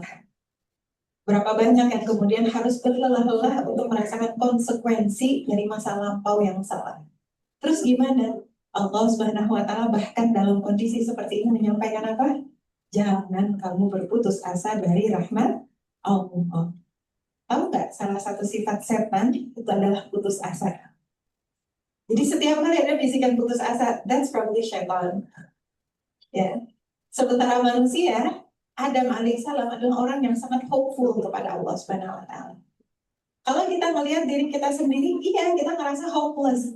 Bahkan saya pernah ditanya, pernah nggak sih, sering nggak? Pernah nggak sih ngerasa hopeless? Bukan hanya pernah, sering. Feel hopeless to myself, but I'm hopeful to Allah. Itulah konsep dari tawakal. Kita merasakan nih konsekuensi dari kesalahan kita. Mungkin orang-orang menjauhi kita dan sebagainya. Tapi siapa yang nggak pernah menjauhi kita? Allah Subhanahu wa taala.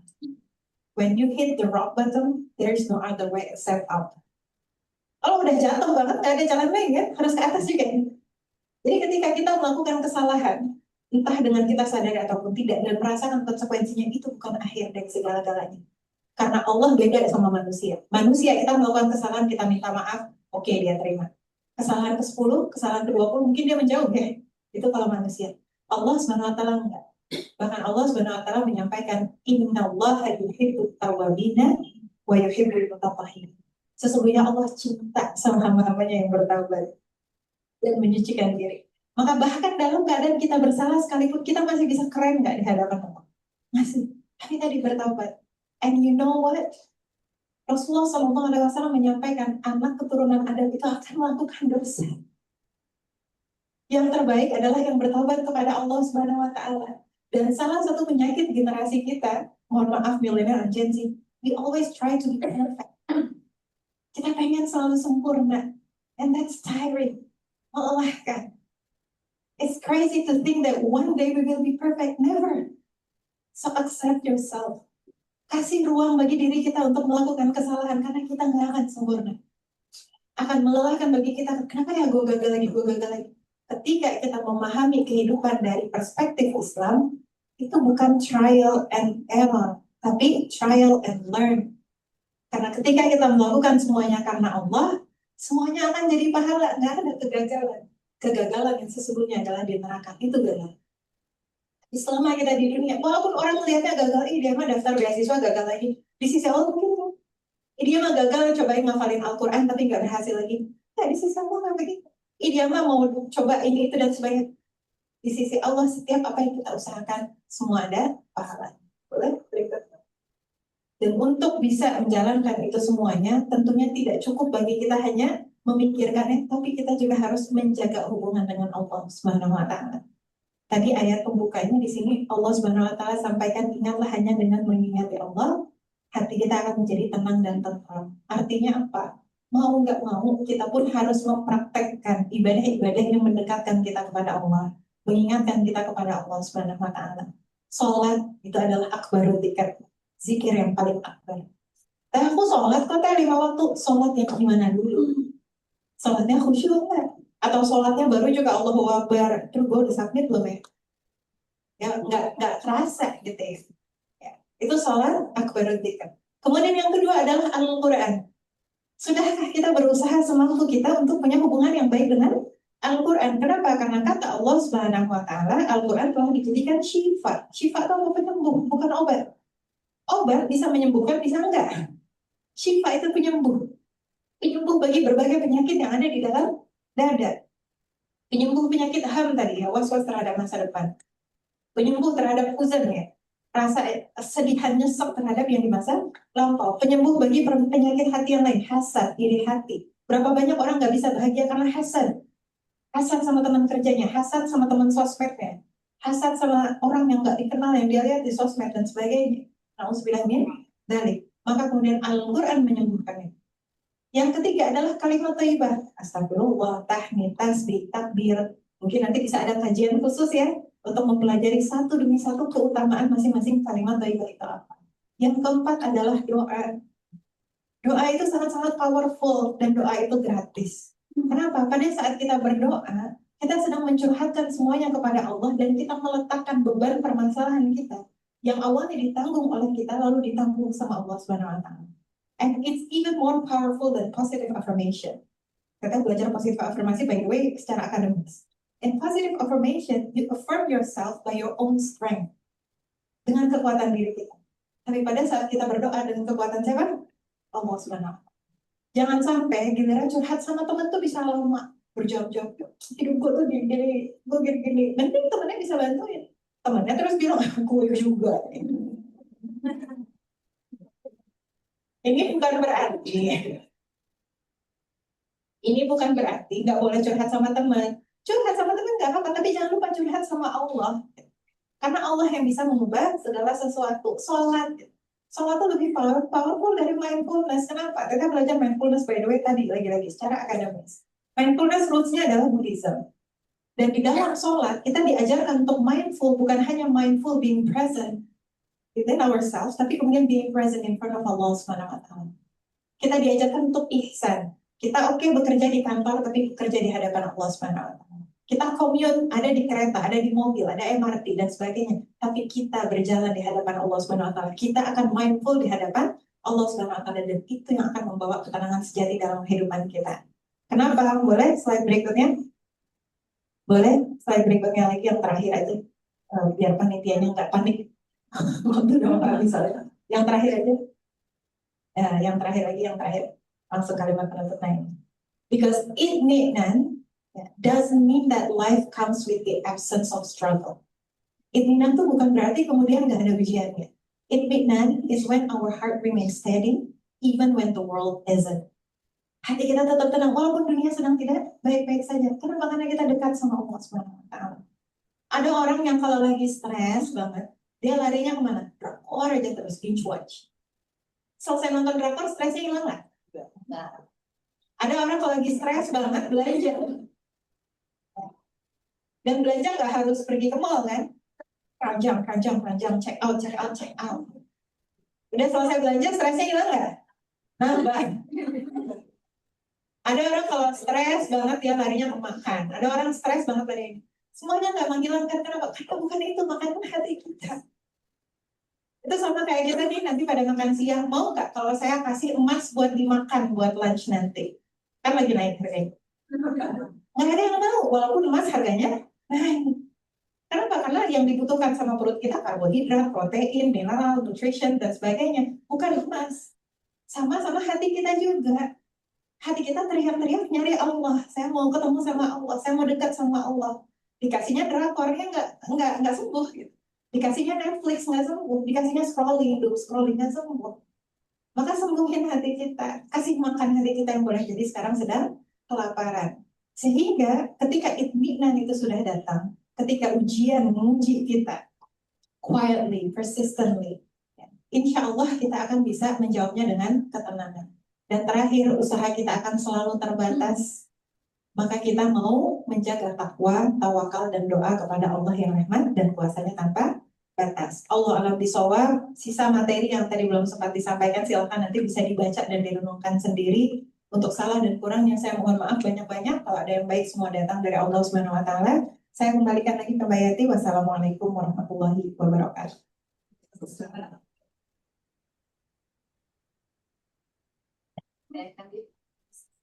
Dan semoga kita juga rahmat dari ya, agar nasihat pengingat dari ilmunya tidak hanya berdiri, tapi juga bisa kita lalu dan diinformasikan. Gitu. Nah, selanjutnya termasuk potensial juga tanya ya. Di tengah-tengahnya itu tunggu maksudnya dan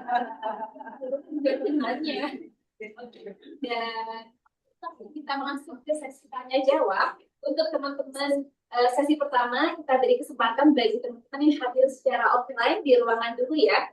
Silakan bagi 3 penanya pertama dulu, silakan mengangkat tangan dan menyebutkan namanya.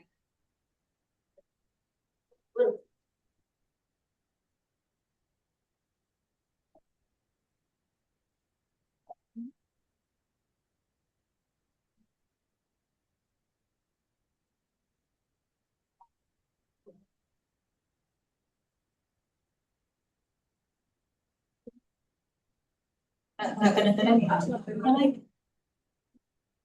Dari DJPB 2 minggu yang lalu saya ngisi materi yang sama dari DJPB 3. Insya Allah. Nah, jadi kemarin kita lebih daripada seluruh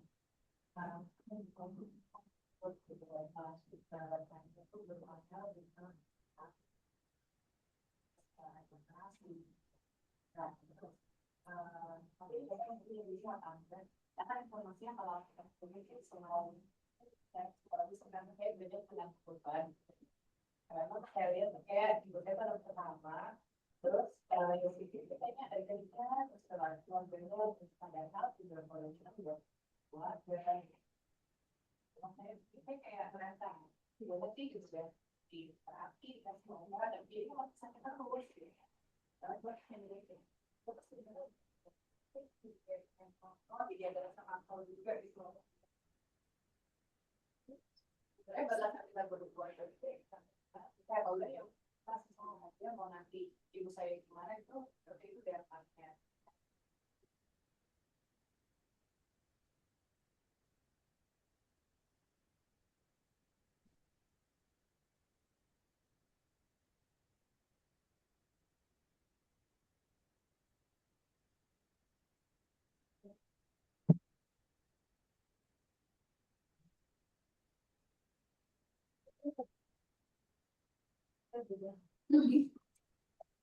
Ya, jadi tentang boundaries ya sebetulnya ya. Apakah di dalam Islam punya boundaries? Definitely. Ya, saya sama ini ngambilnya banyak banget dari profesoran yang awal karena beliau syekhah memang ahli fikih. Ya, karena butuh dua perspektif kan. Kita butuh perspektif Islam dan kemudian kita butuh saintifiknya seperti apa. Dan beliau ngambil Islamic psychiatry. Jadi di dalam Islam kita tidak boleh. Ini kayak saya tarik dulu secara umum ya, baru kemudian spesifik. Karena kan yang ditanya tentang bagaimana sebetulnya batasan kita berbuat baik atau berbakti kepada orang tua itu seperti apa. Kalau ditanya batasannya yang jelas semampunya. Ya. Jadi kalau misalnya di luar kemampuan kita sudah tidak lagi wajib menjalankan itu. Khususnya bagi kita para perempuan, mohon maaf ini bukan diskriminasi, tapi hanya pembagian peran. Di mana Allah Subhanahu Wa Taala sudah menetapkan bahwa perempuan ketika sudah menikah, tanggung jawab yang utamanya adalah tanggung jawab dia kepada Allah, tanggung jawab dia kepada dirinya sendiri, dan tanggung jawab dia kepada keluarganya, suami dan anak. Beda sama laki-laki. Kalau laki-laki kemudian dia punya tanggung jawab yang lebih besar kepada ibunya. Kenapa? Karena dia kemudian tadi ya istrinya kepada beliau dan beliau kemudian harus merawat si ibunya. Tapi bahkan merawat itu pun adalah semampunya. Artinya di luar dari tanggung jawab utamanya tadi. Nah kalau ditanya dengan boundaries ada. Jadi misalnya contoh gitu ya. Ada orang tua yang very, very difficult parents. Ya, yang bahkan kemudian bisa masuk ke dalam kategori toxic. Kalau toxic itu seperti apa sih? Toxic itu yang kemudian perbuatan-perbuatannya yang bahkan bisa menyebabkan mental illness tertentu. Ya.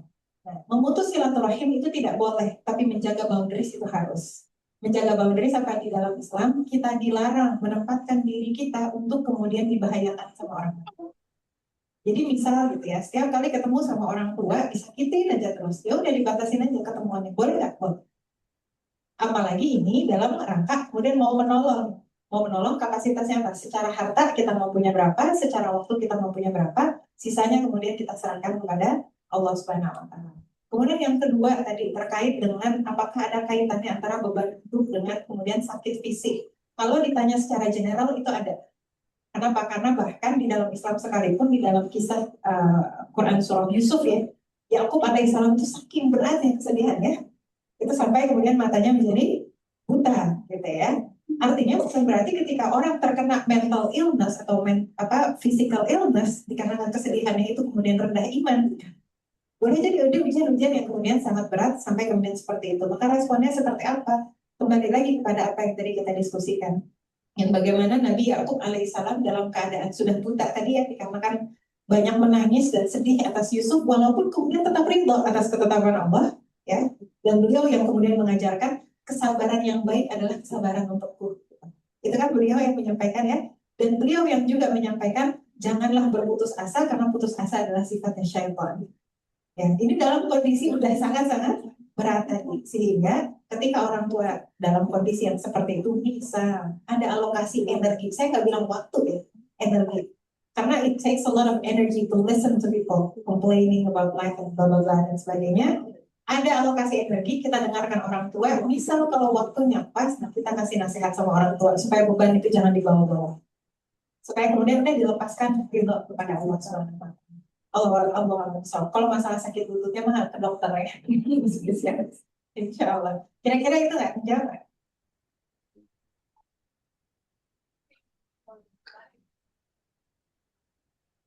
Nah, oke. Kalau berkenaan tentang mangkalnya gini, harus diikhlaskan sama Allah Subhanahu wa taala. Kenapa? Di dalam Al-Qur'an surah saya lupa surah berapa, Allah Subhanahu wa taala menyampaikan kalimat yang baik itu lebih diutamakan daripada sedekah yang menyakiti penerimanya. Ini berlaku generik. Kalimat yang baik itu lebih berharga daripada kita menolong orang lain, tapi kemudian kita nggak ribet. Jadi kalau mau menolong, tolonglah dengan ribet. Kalau misalnya belum mau menolong, ya udah. Itu sama kayak contoh gini ya, ini analogi saja tentang silaturahim. Kalau mau menerima tamu, terimalah tamu dengan ridho. Memang hidangkan semua dengan ridho dan sebagainya. Kalau nggak usah terima tamu. Datang berkunjung pun berkunjung dengan ridho, gitu ya. Misalnya kita bawa hadiah dan sebagainya, jangan berkunjung dengan kemudian kita mangkel, gitu ya. Kenapa? Karena ada bab ikhlas kan tadi ya, ahsanul amalah tadi. Nah kita harus ikhlas ridho pada Allah Subhanahu Wa Taala. Gimana kalau masih mangkel tadi? Balikin lagi ke konsep dunia tadi, apa yang kita mangkelin? Apa yang kemudian sangat berharga, yang kemudian bikin kita mangkel tadi apa? Misalnya contoh kesel nih karena kemudian jadinya direpotin atau misalnya jadinya dicurhatin terus dan sebagainya gitu ya. Bagikan lagi yang dicari di dunia itu apa. Tapi kalau misalnya tadi berat ya udah jangan dulu. Sehingga dia balance ya, ada moderate lah gitu. Dia nggak ekstrim yang kamu harus paksakan begini, nggak juga ekstrim kemudian menjauh gitu ya. Tapi kemudian kita tarik ulur aja. Pada saat kita mampu lakukan mampu. Pada saat belum bisa ya udah jangan. Tapi kemudian jangan sampai tadi ya sudah memberi sesuatu waktu, tenaga, pikiran, tapi kemudian hatinya nggak rebel. Tahu sudah ya, Allah. Insya Allah semangat ya yang mengurusi orang tuanya. Saya mengingatkan untuk teman-teman yang hadir secara online di berdiskusi di sini bisa disiapkan pertanyaan di kolom chat atau nanti juga bisa lihat ya. Dan yang teman-teman hadir di sini apakah ada pertanyaan lagi? Nah, satu dan dua.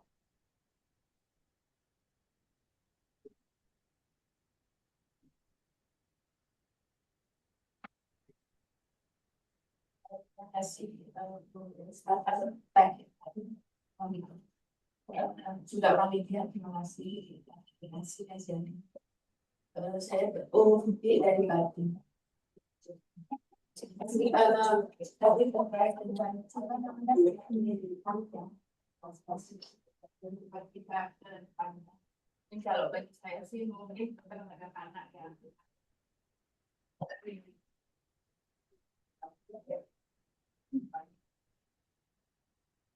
berkaitan itu, kalau tadi kita nggak boleh was-was terhadap kemungkinan. Boleh nggak kita itu misalnya was-was terhadap akhirat. Jadi nanti atau ketakutan terhadap nanti di akhirat jauh. Jadi banyak karena kalau bagi saya sendiri itu ibadah dari sisi ibadah secara makna itu tidak punya kurang.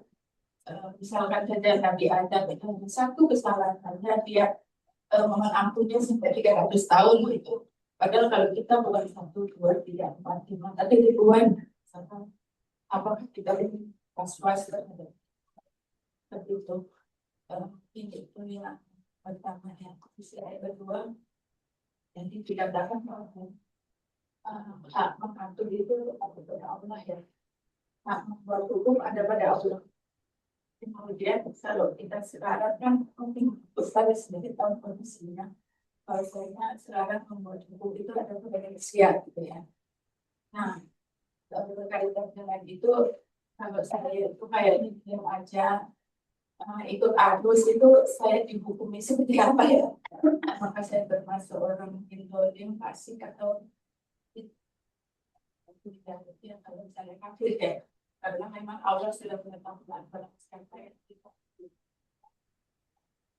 disebutkan dan hadisnya seperti apa? Kalau seperti ini aja itu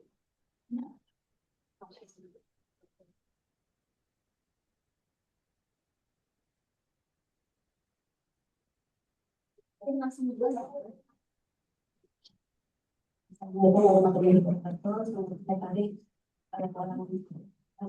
senang banget akhirnya bisa ketemu sama kita.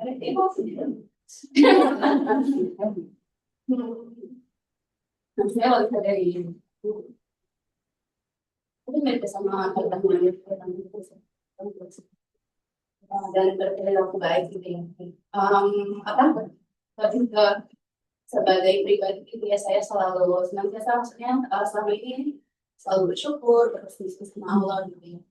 Tapi apa namanya, apakah jadi saya lebih fokusnya tuh ke diri saya sendiri gitu ya, kayak mungkin fokus di diri saya dan keluarga saya saja gitu ya. Jadi saya teman-teman saya bahkan kayak membahasakan diri saya ke teman-teman tuh lebih biar empati gitu ya. Jadi kayak karena saya merasa saya pengen fokus sama diri saya gitu. Saya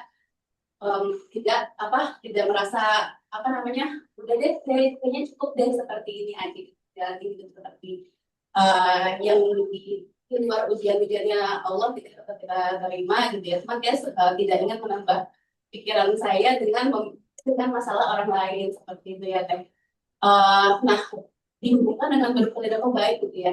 Apakah sebetulnya di Islam itu kita tetap harus peduli, maksudnya peduli dalam hal, saya kebetulan punya teman rekan kerja gitu ya yang cukup dekat gitu ya, dan mohon maaf dia Muslim namun tidak menjalankan syariat Islam gitu.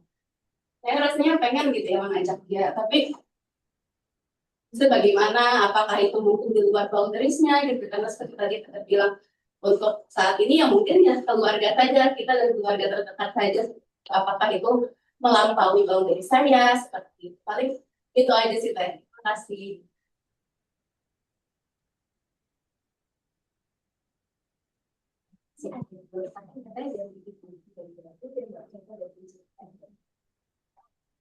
Jadi yang pertama dulu, apakah kita boleh nggak punya rasa was-was terhadap akhirat? Bukan hanya boleh, tapi harus.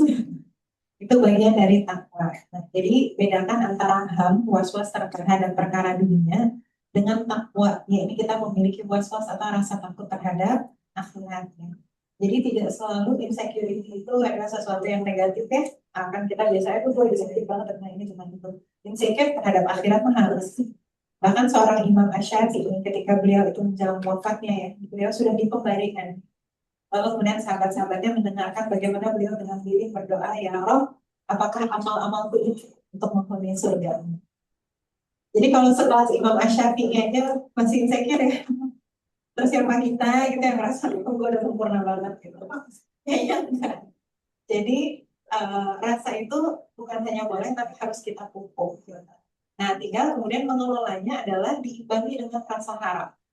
Ya, karena kalau misalnya tidak diimbangi dengan rasa harap, apa yang terjadi boleh jadi putus asa. Yang kelihatan adalah kesalahan-kesalahan kita saja.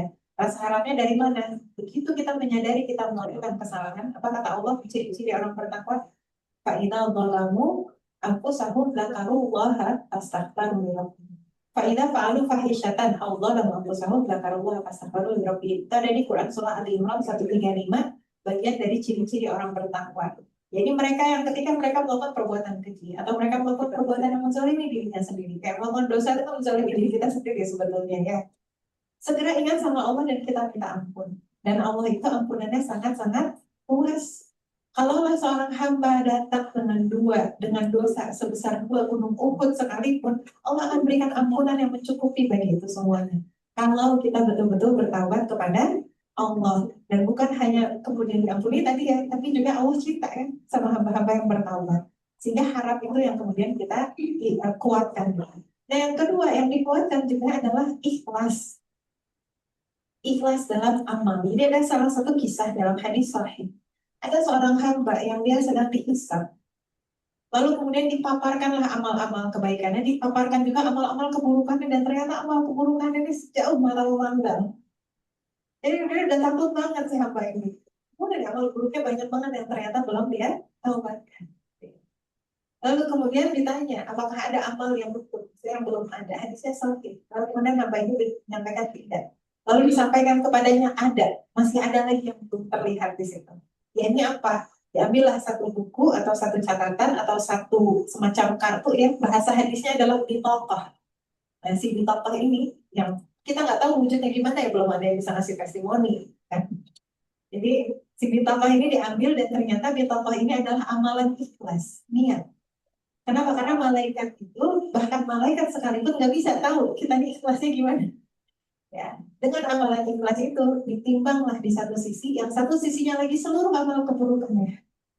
Yang lebih berat yang mana? Si amalan ikhlas tadi, gitu ya. Si la ilaha illallah. La ilaha illallah ini dua tafsir. Yang satu kemudian menyampaikan la ilaha illallah adalah amalan ikhlas dalam niat. Yang kedua adalah amalan zikrullah, la ilaha illallah. Dua-duanya kita jalankan. Maka itu juga akan meningkatkan harapan kita kepada Allah Subhanahu wa Ta'ala. Yang ketiga, cara meningkatkan harap kita adalah dengan asma-asmanya Allah. Nama-namanya Allah, Allah Ta'ar-Rahman, Allah Ta'ar-Rahim. Tapi jangan sampai kebablasan juga ya. Allah kan maha tahu, adalah gue berdosa aja. Jangan gitu ya. Kita imbangi tadi antara takut dengan harap. Nah, yang justru berbahaya yang gak punya takut sama sekali. Itu yang justru berbahaya. Ngerasa dirinya fine-fine aja. Padahal ternyata boleh jadi banyak dosa yang dilakukan. Gue masih muda. Berapa banyak orang yang wafat usia muda. Gue bermaksiat gini-gini fine-fine aja sih. Kayak misalnya ada yang bukan ada beberapa kali ya. Yang curhat, kenapa ya teman saya tuh dia nggak sholat, dia nggak gini, kok kayaknya hidupnya mudah-mudah aja gitu ya. Takutnya malah istidraj. Ya, kayak Fir'aun gitu. Hidupnya fine-fine aja nggak? Fine-fine aja, matinya yang nggak fine. Nah, maksudnya ini, makanya jangan sampai jadi orang yang tertipu, ngerasa hidupnya baik-baik saja, nggak punya rasa takut. Gimana kalau nggak punya rasa takut? Minimal coba cari kajian tentang hari akhirat. Supaya muncul rasa takut sama azab kubur, muncul rasa takut sama sakaratul maut yang sulit, muncul rasa takut sama azab api neraka dan seterusnya. Gitu ya. Lalu kemudian pertanyaan yang kedua berkenaan tentang apa namanya? Tadi masalah, bukan kebijakan ya. Nah, sebetulnya lebih tepatnya ini harus mengundang ustadz atau ustazah yang ahli fikih muamalah. Ya. Atau kalau misalnya di keuangan nih, bisa mengundang misalnya salah satunya kayak Ustadz Oni Sahroni itu yang menjadi salah satu konsultan syariah di BSI ya. Nah, beliau itu kan cukup moderat, tapi kemudian wawasannya luar biasa luas gitu ya. Mungkin bisa mengundang, karena apa? Kalau sudah berhubungan dengan hukum, itu fikihnya itu dalam banget dan cabangnya banyak banget. Jadi kalau saya memang bukan ustazah ya, jadi nggak punya latar belakang fikih, agak-agak ngeri-ngeri sedap nih kalau membahas berkenaan tentang hukum. Mungkin bisa jadi masukan juga buat panitia ya, kapan-kapan misalnya mengundang ustadz yang ahli fikih muamalah khususnya di bidang keuangan, karena kan Kementerian Keuangan, beliau kan keuangan ya, Saloni Saroni itu, untuk kemudian memang secara kasuistik bisa didiskusikan, karena kalau sudah fikih itu benar-benar hukumnya halal, haram, mubah, modelnya begitu, dan itu betul-betul butuh kafaah ilmu ya. Jadi saya mohon maaf banget, saya ini sih ya Bachelor of Commerce soalnya, jadi ada jawabnya, mohon maaf banget gitu ya. Lalu kemudian selanjutnya yang terakhir tadi ya, berkenaan tentang menasehati teman dan invest tadi ya. Nah, berkenaan tentang menasehati teman, terutama sebenarnya bukan hanya teman ya, orang-orang dekat kita tuh biasanya justru adalah orang-orang yang paling berat untuk kita ajak. Karena apa? They know us so well. Mereka kenal banget kita dan tahu jelek-jeleknya kita kayak gimana. Jadi kalau kita ajakin kayak lo siapa, gitu kan? Nah, salah satu caranya adalah pertama adalah dengan keteladanan. Ya. Ketika kita dekat sama seseorang, bahkan dengan keteladanan yang baik pun orang itu akan melihat. Ya. Yang kedua adalah menjaga hubungan hati yang baik. Hubungan hati yang baik ini apa kata Rasulullah SAW, diajarkan kita memberikan hadiah, mengucapkan salam, silaturahim, ya, lalu kemudian memberikan pertolongan pada saat dia membutuhkan dan sebagainya. Itu memang akan membutuhkan energi, maka lakukan semampunya yang bisa. Tapi bukan dengan langsung mendikte, oke, lo kalau mau masuk surga ini 100 daftar yang lo harus kerjain. Gitu. Nah, orangnya kabur nanti. Begitu dia kemudian sudah dekat, dinasehatkannya itu perlahan dan bertahap. Jangan sampai ada orang baru belajar tahsin, udah disuruh buat ngafalin Quran 1 juz. Berat jadi. Tapi harus bertahap. Lihat dulu, udah ngerti belum tentang Allah. Ajarkan dulu Bapak akidah, Bapak berkenan tentang tauhid. Karena seringkali banyak perkara-perkara syariat yang berat dilakukan bukan karena dia nggak tahu, tapi kemudian bab keimanannya belum gitu. Jadi itu yang kemudian harus dikuatkan gitu ya. Sementara masalah empati, apakah kemudian tadi ya keluarga dulu baru masyarakat, dia betul. Karena hadisnya sahih, Rasulullah SAW membenarkan perkataan Salman Al-Farisi kepada Abu Darda radhiyallahu anhu, di mana ada hak Allah atas dirimu, hak dirimu atas dirimu, hak keluargamu atas dirimu.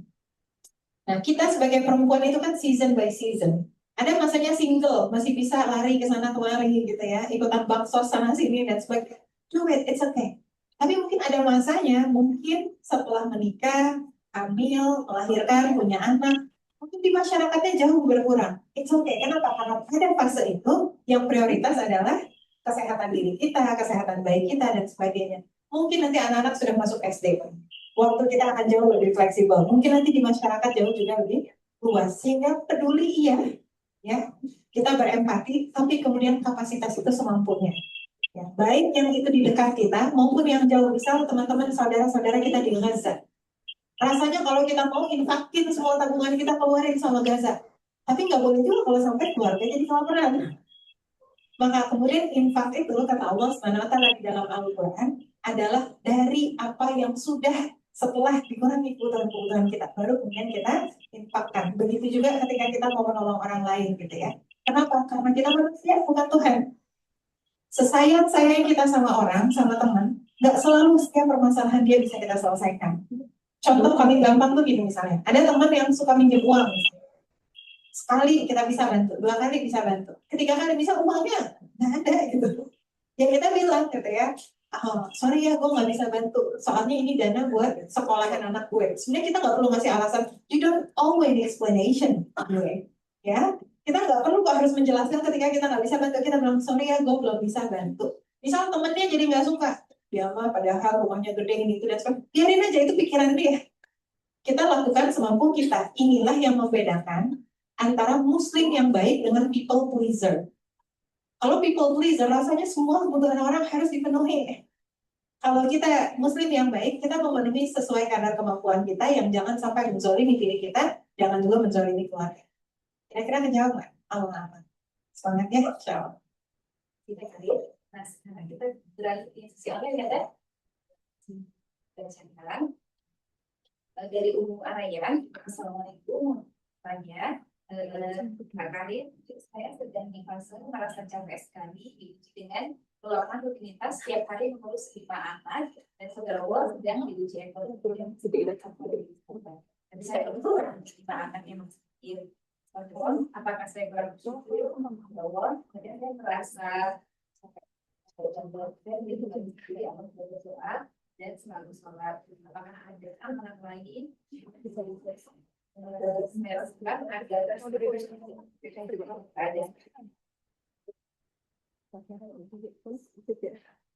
Ya, kemasalahan jasa ini bekerja atau tidak ya?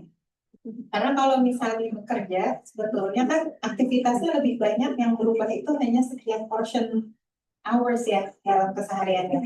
Terus saya jawab lebih banyak. Kalau bekerja, berarti yang perlu dipastikan adalah ada orang yang memang sudah didelegasikan dan bisa mengerjakan hal tersebut.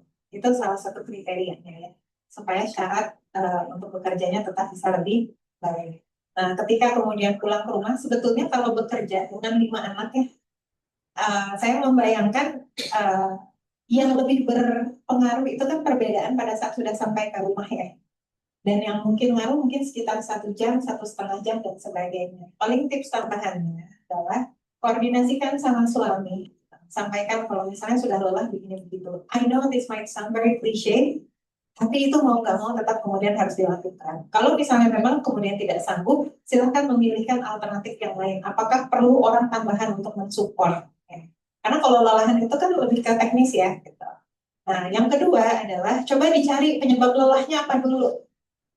Lelah fisik kah atau lelah jiwa? Kalau lelah fisik, coba di cross check lagi olahraganya berapa lama, berapa sering.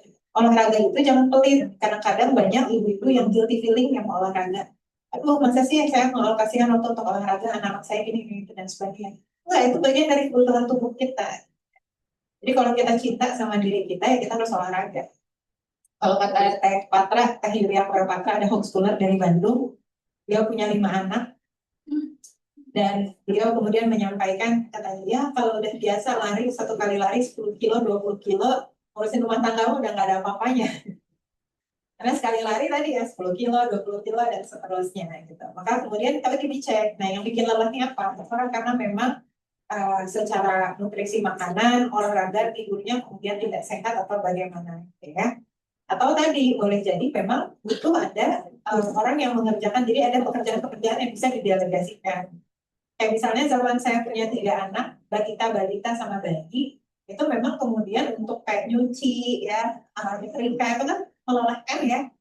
Cari aja delegasikan ke yang lain gitu. And it's okay to have ART di rumah dan sebagainya. Kalau misalnya nggak bisa juga, nah berarti harus dipilih dulu gitu. Apakah kemudian aspek pekerjaan tadi perlu dipertimbangkan kembali gitu ya. Walaupun sekali lagi ya sebenarnya mau ibu rumah tangga maupun ibu bekerja akan melelahkan dua-duanya. So you pick your battle, which one that you're gonna be better at gitu. Pada akhirnya gitu ya. Sementara kalau tadi ibu rumah tangga 5 anak, ini kan bisa dipikirkan ya dari mulai masalah pengelolaan urusan ini dibuka untuk umum atau gimana? Asumsinya ini bekerja atau tidak ya? Oke. Kalau misalnya ibu rumah tangga, kalau saya gini sederhananya ya. Pada saat membersamai anak, anak itu bukanlah tas yang terpisah dari kehidupan rutinitas keseharian kita. Jadi kalau kita lagi masak, ya udah anak-anak ikutan masak aja. Ini kan ibu rumah tangga nih kasusnya gitu ya. Atau tapi jadi lama teh masaknya, ya nggak apa-apa. Mau lama juga nggak apa-apa, nggak buru-buru kan. Jadi enjoy gitu ngejalaninnya. Karena saya ngalamin 3 fase ya. 3 fase itu saya sempat ngalamin ibu yang kuliah pada saat di Melbourne, jadi bawa 2 bayi ya. Saya memang bayinya dibawa ke kelas, jadi nyusuin di kelas. Semester 1 tuh saya hamil sebelum nyusui. Semester 2 ngelahirin, semester 3, semester 4 saya menyusui 2 bayi di kelas, jadi gantian. Ngalamin juga kemudian jadi ibu bekerja, jadi dosen di salah satu PTN di Bandung. Lalu ngalamin jadi ibu rumah tangga. Lalu ngalamin balik jadi ibu bekerja. Jadi setelah sekitar 7 years of gap years gitu ya, akhirnya balik lagi ke ranah profesional. Nah, salah satu keyword yang kemudian saya pegang ketika membersamai anak, itu adalah jalani proses bersama anak itu dengan enjoy. Jangan pakai KPI orang kerja. Kalau KPI orang kerja gimana? Tugas ini, masak harus selesai dalam waktu 1 jam. Sama anak nggak bisa gitu. Enjoy, nikmati. Ini sambil ngajarin anak, sambil kita spending time gitu ya. Pakai KPI, ini ngajarin anak baca. Bukunya iklannya 30 hari, bisa membaca. Gak semua anak kayak gitu. Beneran itu judul buku, cari aja di orangnya. Kalau itu ada loh, 30 hari bisa baca. Ini KPI-nya. Kan kita nggak kayak ngajarin mahasiswa lagi kuliah, yang diajarin itu anak yang umur 4 tahun gitu ya. Jadi relax gitu, jangan terlalu dibebani oleh standar-standar yang aneh-aneh gitu ya. Betul-betul dilibatkan anak-anak. Kalau kemudian tips yang kedua adalah jangan pakai gadget. Ya, sekarang udah jadi it's already a psychological construct, gadget addiction. Ya, kalau psychological construct itu artinya memang sudah disepakati oleh para ahli, itu sudah menjadi term untuk kemudian menggambarkan kriteria-kriteria tertentu sebagai gadget addiction. Kenapa gadget addiction? Itu akan berpengaruh secara emosional dan juga akan berpengaruh secara kognitif kepada tumbuh kembang anak. Nah, secara emosional akhirnya susah ngelolanya. Tapi kalau secara emosi anak itu kemudian terpenuhi dengan baik gitu ya, kemudian ibunya hadir di sana untuk menaungi, atau kalau yang bekerja kemudian ada caretaker-nya yang menaungi anak-anaknya ini supaya mereka bisa rukun dan sebagainya, maka insya Allah mau 5 anak, mau 3 anak, insya Allah bisa berjalan dengan baik-baik saja. Tapi dengan adanya gadget addiction tadi, itu benar-benar merusak. I'm so sorry to say this gitu. Scientific findings-nya bilang seperti itu, dan di dalam Al-Quran pun bilang seperti itu ya. Perkara yang melalaikan akan merusak gitu. Scientific findings-nya juga demikian. Kriterianya gimana? Dari WHO, usia 2 tahun ke bawah, no screen time at all. Ya, World Health Organization. 5 tahun ke bawah, itu kemudian 1 jam tapi dipecah-pecah. Like 15 minutes, 15 minutes, 15 minutes, 15 minutes. Dan itu pun didampingi oleh orang tuanya. Jadi ada dijelasin ini kambing, ini apa, dan sebagainya gitu ya. 6 tahun ke atas bisa 1-2 jam, tapi lagi-lagi dipecah dan untuk learning base. Kalaupun game-game yang edukatif. Ya, kalaupun aktivitas tertentu, aktivitas yang dia memang high quality program lah gitu ya. Misalnya tontonan, cari yang high quality program. Dan yang disarankan adalah, ini dari profesor di New York University. What's his name? Jadi beliau menyarankan adalah kalau mau memberikan aktivitas screen time yang kayak zaman kita dulu, tadi kalau film tuh 30 menit, 1 jam gitu ya, untuk anak-anak usia 6 tahun ke atas tadi, bukan kemudian scrolling medsos. Karena doom scrolling is really bad for your brain, especially for children, gitu ya. Nah, ketika kemudian mau di cut off, berarti ibunya betul harus hadir ada di sana, karena nggak bisa kita nyuruh anak berhenti terus tiba-tiba ngilang, gitu ya. Kemudian tips yang ketiga adalah tunaikan hak anak-anak itu dengan adil supaya tidak terjadi sibling rivalry. Ya, yang kadang-kadang bikin mengelola lebih dari satu anak itu sulit adalah karena sudah muncul sibling rivalry. Jadi bersaing untuk mendapatkan perhatian, gitu ya. Nah, kalau misalnya perhatian itu dipenuhi dengan baik dan memberikan perhatian itu kan nggak harus dibagi oke, ada 5 jam, 1 jam satu, nggak ada harus. Gitu. Itu bisa kemudian bersama-sama dan berlaku adil juga adalah setiap kali ada kasus. Ini saya nggak tahu semuanya bisa relate atau enggak. Tapi setiap kali ada kasus bisa berebut mainan, itu harus adil. Siapa yang duluan pegang mainannya? Tadi yang duluan pegang kakak, terus adik yang ngerebut. Nah, kasih tahu sama adiknya di dalam Islam maupun scientific findings ini dua sisi ya, Islamic knowledge dan dari sisi scientific findings ya. Anak-anak itu sudah paham konsep keadilan. Jadi ketika ada orang tua berlaku tidak adil, mereka kemudian akan gitu ya. Dan nggak ada istilah kakak harus mengalah, itu that so old. Kakak nggak harus mengalah, nggak selalu harus mengalah. Tergantung ini siapa. Kalau yang pegang mainannya kakak dulu, berarti bilang sama adiknya, adek, kakak tadi duluan ngambil mainan ini. Berarti harus tunggu dulu kakaknya selesai, baru kemudian sama adik. Kecuali kalau kakak maunya main bareng. Oh mau, aku maunya sekarang, ya udah ditemani dulu, gitu ya. Dan harus sabar. Mungkin detailnya nanti kali ya, bikin sesi parenting tersendiri, tapi mungkin tipsnya kurang lebih seperti itu ya. Allah. Lagi ya dari sister yang lain, saya izin bertanya, bagaimana ada solusi untuk saya atau mungkin beberapa muslim lainnya yang sudah memasuki masa kemaluan krisis usia 40 tahun lebih, di saat merasa hampa dan bingung jenuh mau kemana hidup ini, bergantung dengan diri sendiri. Sebaiknya sikap apa yang harus dilakukan?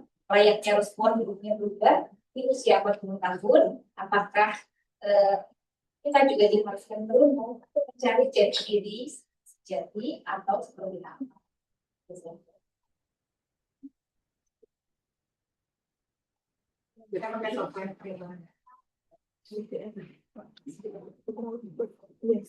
Jadi terkait, mungkin bukan quarter life crisis 25 tahun. 40 tahun ya. Ya Masya Allah barakallahu fiik sebelumnya yang sudah memasuki usia 40 tahun ya. Dan yang belum memasuki mudah-mudahan kita semuanya bisa mempersiapkan. Salah satu ayat di dalam Al-Quran yang berbicara tentang 40 tahun adalah memasuki usia 40 tahun dengan penuh syukur. Itu yang paling utama. Jadi kalau kita mau mengubah diri kita, salah satu yang kemudian harus kita tanamkan dalam diri kita adalah menjadi hamba Allah yang bersyukur. Kenapa? Usia 40 tahun, salah satu hikmahnya, there are so many things in life yang kemudian sudah dijalani. Ya, dan setiap fase itu mau kemudian disyukuri di hadapan Allah Subhanahu wa Ta'ala. Sementara kalau kemudian menemukan jati diri, tadi seperti yang disampaikan di sesi materi, kita harus mengingatkan kepada diri kita, tujuan hidup kita adalah untuk menggapai ridho Allah Subhanahu wa Ta'ala. Sehingga ketika ada hal-hal yang tidak sesuai dengan harapan kita, yang kita tanyakan dalam diri kita, gimana caranya merespon hal ini supaya bisa mendapatkan keridhaan Allah Subhanahu wa Ta'ala.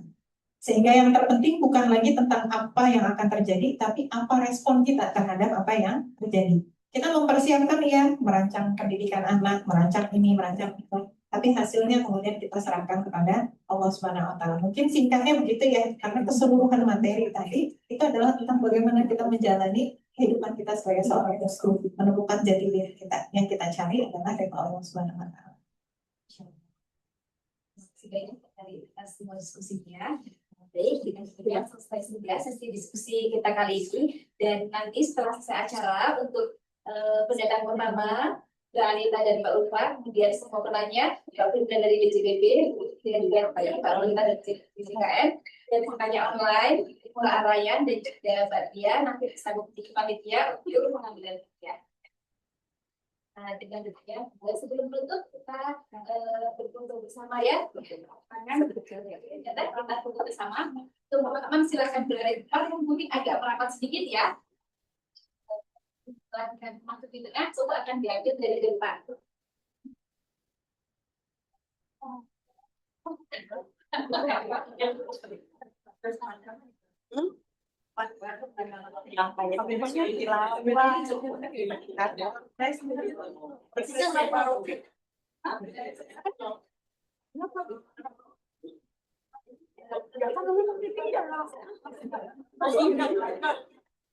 Baik, kalian silakan merapat dan tertarik maka silakan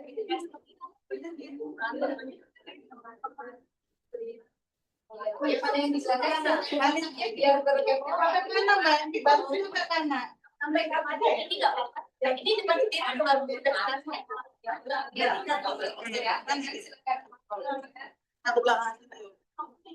garis produksi Gimana pokoknya ini nah udah benar nih. sekarang udah Masuk foto. yang sebelah sini bisa agak tengah di sebelah sini. Jangan kita.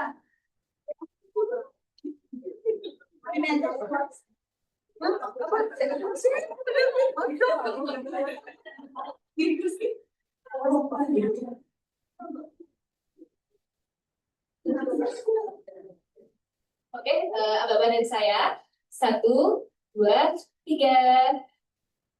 Oke, kita lagi. Oke, 1, 2, 3.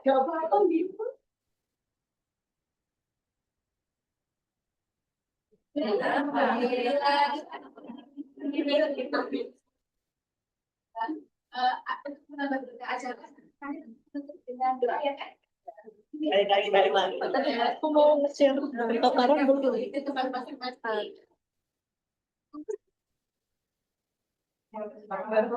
Semuanya sudah ada di penghujung acara.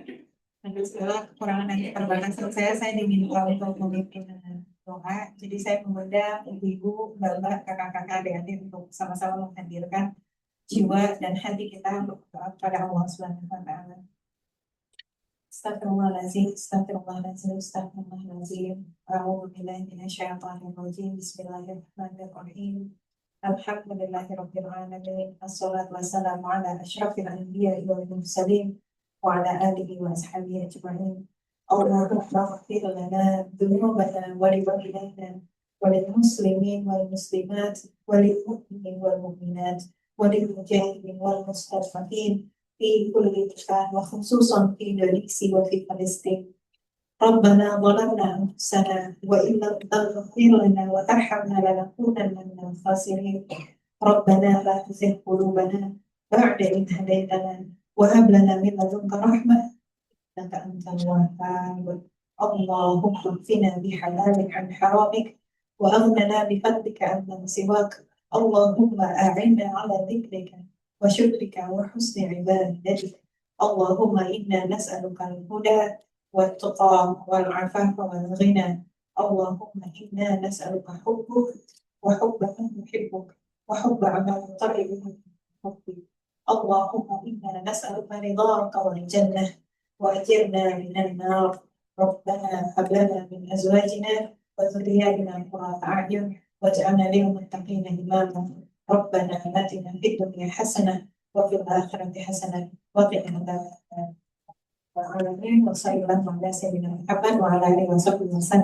Sekali lagi saya mohon maaf ya atas segala salah dan kurangnya. Kalau ada yang baik semua datang dari Allah Subhanahu wa Ta'ala. Wassalamualaikum warahmatullahi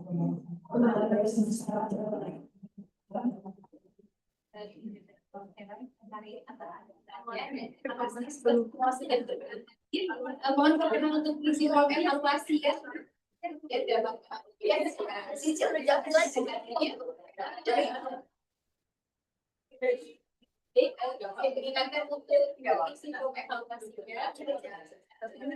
Dengan demikian kami mewakili panitia izin mengucapkan terima kasih juga ya kepada siswa di desa dan juga sekretariat di desa dan juga tetangga sudah mensupport acara ini.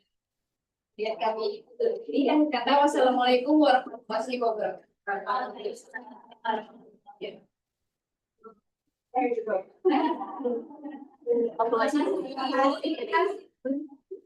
Kita nggak suruh hubungin siapa gitu ya di situ. Nggak tahu lah ya.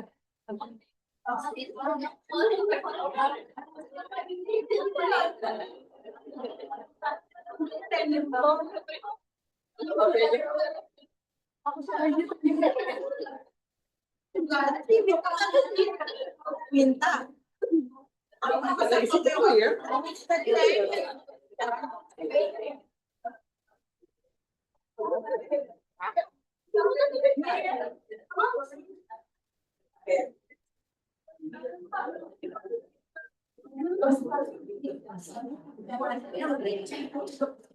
Halo Mbak Min, apa kabar? Baik, baik banget.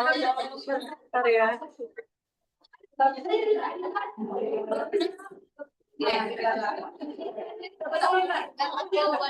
Buat tambah.